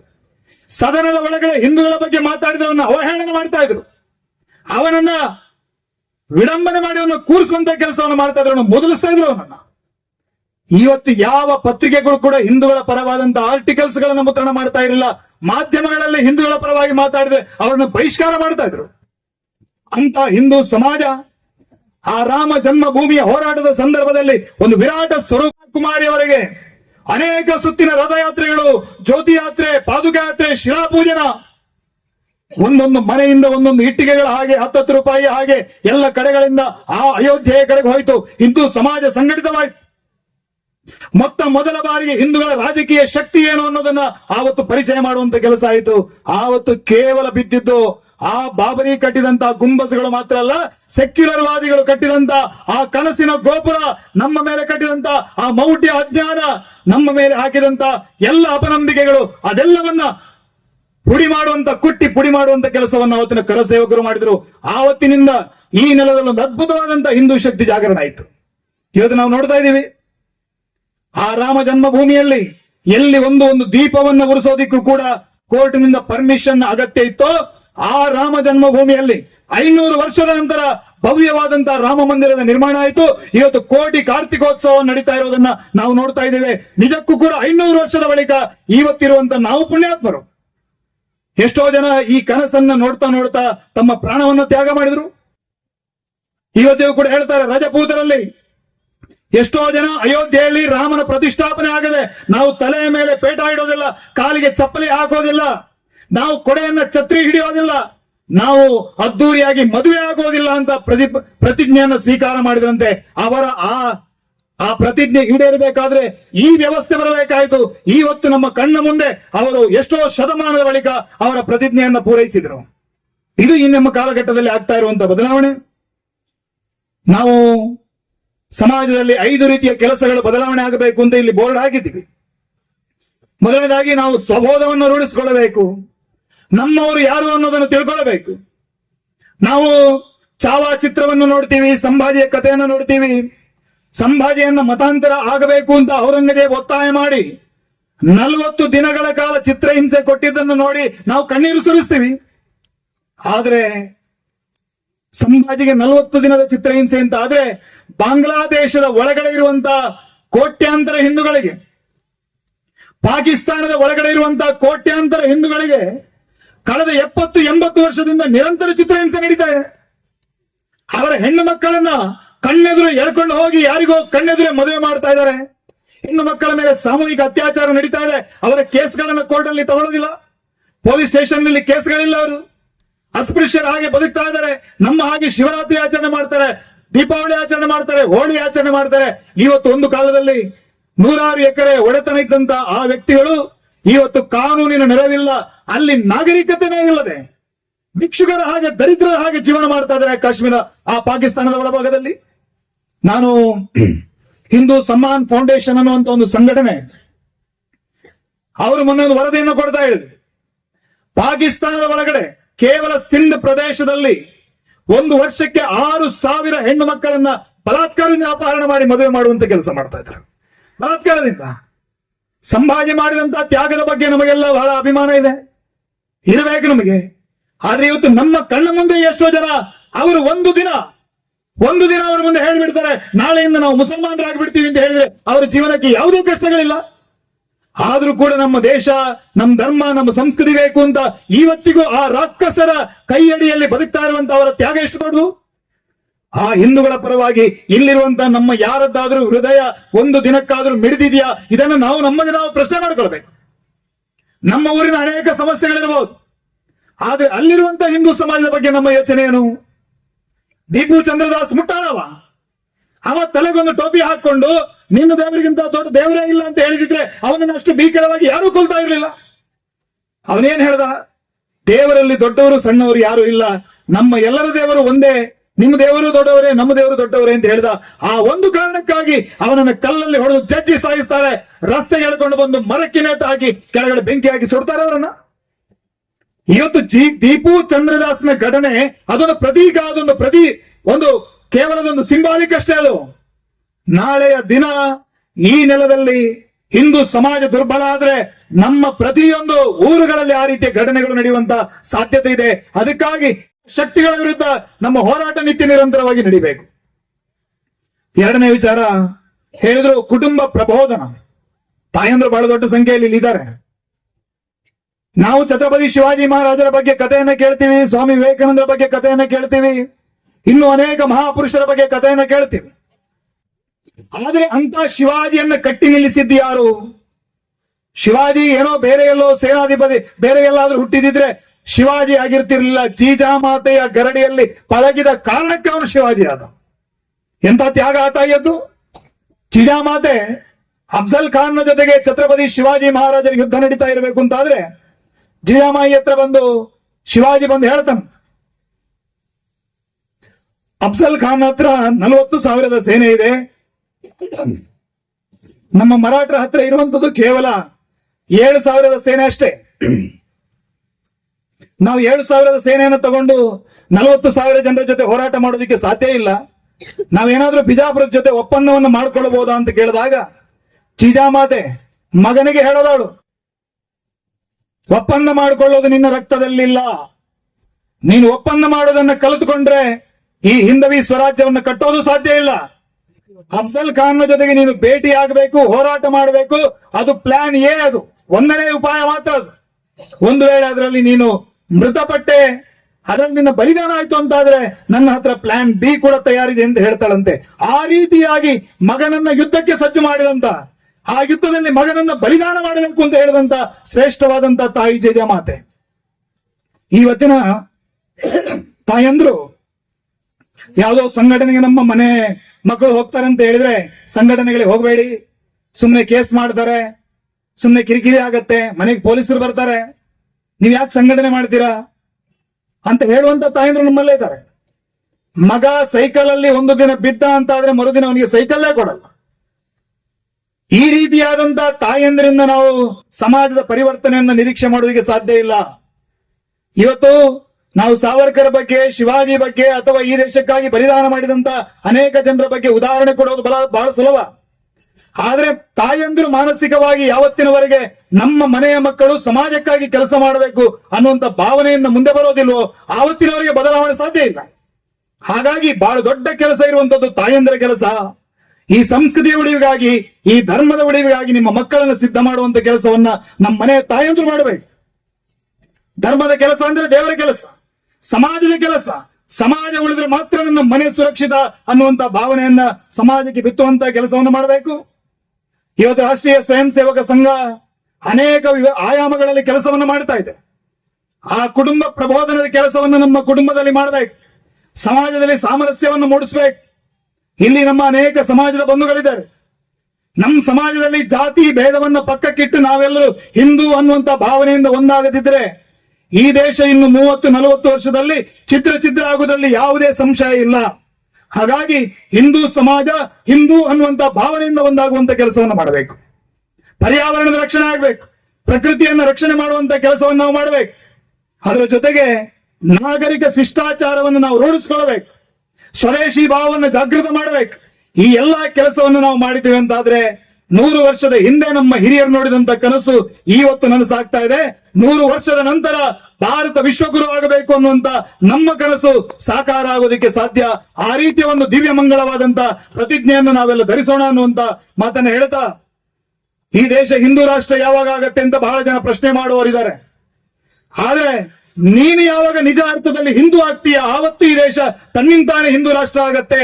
ನಾನು ಜಾತಿಯನ್ನು ಪಕ್ಕಕ್ಕಿಡ್ತೇನೆ, ನಾನು ಧರ್ಮಕ್ಕೆ ಮಹತ್ವವನ್ನು ಕೊಡ್ತೇನೆ, ನಾನು ಸಮಾಜಕ್ಕೆ ಸಂಕಷ್ಟ ಆದಾಗ ಒಬ್ಬ ಹಿಂದುವಿನ ನೆರವಿಗೆ ನಿಲ್ತೇನೆ, ನಾನು ಈ ಸಮಾಜದಲ್ಲಿ ಅನ್ಯಾಯಗಳಾದಾಗ ಅದನ್ನು ಪ್ರತಿಭಟಿಸ್ತೇನೆ. ಸಂಘದ ಜೊತೆಗೆ ಸಂಘಟನೆ ಜೊತೆಗೆ ಈ ಧ್ವಜದ ಅಡಿಯಲ್ಲಿ ಸಮಸ್ತ ಸಮಾಜವನ್ನ ಸಂಘಟನೆ ಮಾಡುವುದಕ್ಕಾಗಿ ದಿನಕ್ಕೆ 2 ಗಂಟೆ ಆದ್ರೂ ಸಮಯವನ್ನ ನಾನು ಕೊಡ್ತೀನಿ ಅನ್ನುವಂತ ಭಾವನೆಯಿಂದ ಒಬ್ಬ ಹಿಂದೂ ಕೆಲಸ ಮಾಡಿದ್ದಾನಂತಾದ್ರೆ ಈ ದೇಶ ತನ್ನಿಂತಾನೆ ಹಿಂದೂ ರಾಷ್ಟ್ರ ಆಗೇ ಆಗತ್ತೆ. ಹಿಂದೂ ರಾಷ್ಟ್ರ ಇದನ್ನು ಮಾಡಬೇಕಾಗಿಲ್ಲ. ಇದು 5-10 ಸಾವಿರ ವರ್ಷದಿಂದ ಇದು ಹಿಂದೂ ರಾಷ್ಟ್ರವೇ. ಇನ್ನು 1000 ವರ್ಷ ಕಳೆದರೂ ಕೂಡ ಇದು ಹಿಂದೂ ರಾಷ್ಟ್ರವೇ. ಈ ರೀತಿಯ ಮೊನ್ನೆಯ ಮಳೆಗೆ ಹುಟ್ಟಿದಂತ ಹಣಬೆಗಳು ನಾಳೆಯ ಬಿಸಿಲಿಗೆ ಒಣಗಿ ಹೋಗ್ತವೆ. ಅದರ ಬಗ್ಗೆ ನಮಗೇನು ಚಿಂತೆ ಇಲ್ಲ. ಹಾಗಾಗಿ ಈ ಸಮಾಜ ಅಖಂಡವಾಗಿ ಯಾವುದೋ ಸಂದರ್ಭದಲ್ಲಿ ಎಲ್ಲ ಅಪಾಯಗಳನ್ನ ಮೈ ಮೇಲೆ ಹೇಳಿಕೊಂಡು ಇವತ್ತು ISIS ಉಗ್ರರ ಬಗ್ಗೆ ಹೇಳ್ತೀವಿ, ಅಲ್ ಖೈದಾದ ಬಗ್ಗೆ ಹೇಳ್ತೀವಿ, ಲಷ್ಕರ್ ಎ ತಯ್ಯಬದ ಬಗ್ಗೆ ಹೇಳ್ತೀವಿ. ಅದರ ಅಪ್ಪನಂತ ಉಗ್ರಗಾಮಿಗಳ ಜೊತೆ ನಮ್ಮ ಹಿರಿಯರು ಬದುಕಿದ್ದಾರೆ, ನಮ್ಮ ಸಂಸ್ಕೃತಿಯನ್ನು ಉಳಿಸ್ಕೊಂಡಿದ್ದಾರೆ. ನಾನು ಗೋವಾದ ಚರಿತ್ರೆಯನ್ನು ತೆಗೆದು ನೋಡ್ತಾ ಇದ್ದೆ. ಅಲ್ಲಿ ಗೋವಾದಲ್ಲಿ ಇನ್ಕ್ವಿಸಿಷನ್ ಅಂತ ನಡೀತು. ಏನು ಇನ್ಕ್ವಿಸಿಷನ್? ಗೋವಾದಲ್ಲಿ ಪೋರ್ಚುಗೀಸರು ಇಡೀ ಸಮಾಜವನ್ನು ಮತಾಂತರ ಮಾಡಬೇಕು ಅಂತ ಹೊರಟರು. ಇಡೀ ಸಮಾಜವನ್ನು ಮತಾಂತರ ಮಾಡಬೇಕು. ಮತಾಂತರ ಹೇಗೆ ಮಾಡೋದು? ಒಂದು ಮನೆಯ 10-20 ಜನ ಇದ್ರೆ ಎಲ್ಲರನ್ನ ಅರೆಸ್ಟ್ ಮಾಡಿ ತಗೊಂಡು ಬರೋದು. ಆದಿಲ್ ಶಾಹಿ ಒಂದು ದೊಡ್ಡ ಅರಮನೆ ಇತ್ತು. ಆ ಆದಿಲ್ ಶಾಹಿ ಅರಮನೆ ಇವತ್ತು ಬಹುಶಃ ಪಣಜಿಯ ಆ ಭಾಗದಲ್ಲಿ ಎಲ್ಲ ಇರಬೇಕು. ಅಲ್ಲಿ ಇನ್ಕ್ವಿಸಿಷನ್ ಸೆಂಟರ್ ಅನ್ನು ನಡೆಸ್ತಾ ಇದ್ರು. ಇನ್ಕ್ವಿಸಿಷನ್ ಜನರಿಗೆ ಚಿತ್ರಹಿಂಸೆ ಕೊಡುವಂತ ಒಂದು ಭಯಾನಕವಾದಂತ ಪದ್ಧತಿ. ನೀವು ಗೋವಾ ಇನ್ಕ್ವಿಸಿಷನ್ ಅಂತ ಸರ್ಚ್ ಮಾಡಿದ್ರೆ ನಿಮಗೆ ಇವತ್ತಿಗೂ ಅದಕ್ಕೆ ಉಪಯೋಗ ಮಾಡ್ತಾ ಇದ್ದಂತ ಅನೇಕ ವಸ್ತುಗಳನ್ನ ಮ್ಯೂಸಿಯಂಗಳ ಒಳಗಡೆ ಇಟ್ಟಿದ್ದಾರೆ. ಜೀವಂತವಾಗಿ ಮಕ್ಕಳನ್ನ ಸುಡುವಂತ ಕೆಲಸವನ್ನು ಮಾಡ್ತಾ ಇದ್ರು. ಒಂದು ದೊಡ್ಡ ಚಕ್ರ, ಅದಕ್ಕೆ ಮಕ್ಕಳನ್ನ ಕಟ್ಟೋದು, ಕೆಳಗಡೆ ಬೈಹುಲ್ಲಿನ ಬೆಂಕಿ, ಚಕ್ರವನ್ನು ನಿಧಾನವಾಗಿ ಸುಡುತ್ತಾ ನಿಮ್ಮ ಮಕ್ಕಳನ್ನ ನಿಮ್ಮ ಕಣ್ಣ ಮುಂದೆ ತಿರುಗಿಸ್ತಾರೆ. ತೊಟ್ಟಿಲು ತಿರುಗಿಸ್ದಾಗೆ ತೊಟ್ಟಿಲು ತಿರುಗುತ್ತಲ್ಲ ಆ ತರ ಆ ಮಗು ಬೆಂಕಿಯನ್ನು ಹಾದು ಹೋಗುವ ಕಿಟಾರನೆ ಕಿರಿಚತೆ, ಮೈ ಚರ್ಮಗಳೆಲ್ಲ ಉರಿಯುವಾಗ ಅದನ್ನ ನೋಡಿ ಮನೆಯವರು ದಯವಿಟ್ಟು ನಮ್ಮ ಮಕ್ಕಳನ್ನು ಬಿಟ್ಟುಬಿಡಿ, ನಾವು ಮತಾಂತರ ಆಗ್ತೀವಿ. ಆ ರೀತಿ ಭಯಾನಕವಾದಂತ ಚಿತ್ರಹಿಂಸೆಯನ್ನು ಕೊಟ್ಟು ಅಲ್ಲಿಯ ಅನೇಕ ವರ್ಗವನ್ನ ಮತಾಂತರ ಮಾಡಿದ್ರು. ಆ ಹಿಂಸೆ ತಡೆಯೋದಿಕ್ಕಾಗದೆ ಅನೇಕ ಜನ ಅದನ್ನು ಬಿಟ್ಟು ಓಡಿ ಬಂದ್ರು. ಆ ರೀತಿ ಗೋವೆಯಿಂದ ಓಡಿ ಬಂದವರಿಗೆ ಆಶ್ರಯವನ್ನು ಕೊಟ್ಟವಳು ನಮ್ಮ ಊರಿನಲ್ಲಿ ಚೆನ್ನಭೈರದೇವಿ. ಅನೇಕ ಊರುಗಳನ್ನು ಅವರಿಗೆ ಬಿಟ್ಟುಕೊಟ್ಟು ಅವರಿಗೆ ಆಶ್ರಯವನ್ನು ಕೊಟ್ಟಳು. ಗೋವಾದಲ್ಲಿ ಒಬ್ಬನ ಹೆಣವನ್ನು ಇಟ್ಕೊಂಡಿದ್ದಾರೆ. ಆ ಹೆಣ ಕೊಳೆಯೋದಿಲ್ಲ ಅಂತ ಬಹಳ ದೊಡ್ಡ ಪವಾಡ ಅಂತ. ಅವನ ಹೆಸರು ಸೈಂಟ್ ಝೇವಿಯರ್ ಚರ್ಚ್ ಇಂದ ಇದೆ ಇವತ್ತು. ಅವನು ಗೋವೆಯಲ್ಲಿ ಅತಿ ಹೆಚ್ಚು ಮತಾಂತರ ಮಾಡಿದಂತ ಪಾಪಿ ಅವನು. ಆದರೆ ಆ ಎಲ್ಲ ಸವಾಲುಗಳ ನಂತರ ಕೂಡ ಇವತ್ತು ಈ ಸಮಾಜ ಬದುಕಿಕೊಂಡಿದೆ. ಈ ಸಮಾಜ ಮುಂದೆ ಕೂಡ ಬದುಕತ್ತೆ, ಅದರಲ್ಲಿ ಯಾವುದೇ ಸಂಶಯ ಬೇಡ ಅಂತ ಹೇಳ್ತಾ ನನ್ನ ಮಾತನ್ನ ಮುಗಿಸ್ತಾ ಇದ್ದೇನೆ. ಇವತ್ತಿನ ಈ ಕಾರ್ಯಕ್ರಮದಲ್ಲಿ ನನಗೆ ಮಾತನಾಡೋದಕ್ಕೆ ಅವಕಾಶ ಮಾಡಿಕೊಟ್ಟಂತ ಇದ್ರ ಆಯೋಜಕರಿಗೆ ಮತ್ತು ಇಷ್ಟು ಹೊತ್ತು ನನ್ನ ಮಾತನ್ನು ಆಲಿಸಿದಂತ ನಿಮಗೆಲ್ಲರಿಗೆ ವಂದನೆಯನ್ನು ಸಲ್ಲಿಸ್ತಾ ನನ್ನ ಮಾತನ್ನು ಮುಗಿಸ್ತಾ ಇದ್ದೇನೆ. ಬೋಲೋ ಭಾರತ್ ಮಾತಾ ಕಿ, ಬೋಲೋ ಭಾರತ್ ಮಾತಾ ಕಿ, ಛತ್ರಪತಿ ಶಿವಾಜಿ ಮಹಾರಾಜ್ ಕಿ, ಛತ್ರಪತಿ ಶಿವಾಜಿ ಮಹಾರಾಜ್ ಕಿ, ಬೋಲೋ ಚೆನ್ನಭೈರಾ ದೇವಿ ಕಿ, ಬೋಲೋ ನಮ ಪಾರ್ವತಿ ಪದೇ ಹರ ಹರ. ನಮ್ಮ ಆರ್ಕೆ ಟಿವಿ ಸದೃಢ ಸಮಾಜಕ್ಕಾಗಿ ಈ ಕಾರ್ಯಕ್ರಮ ತಮಗೆ ಇಷ್ಟವಾದಲ್ಲಿ ದಯವಿಟ್ಟು ಲೈಕ್ ಮಾಡಿ, ಶೇರ್ ಮಾಡಿ, ಸಬ್ಸ್ಕ್ರೈಬ್ ಮಾಡಿ. ಧನ್ಯವಾದಗಳು.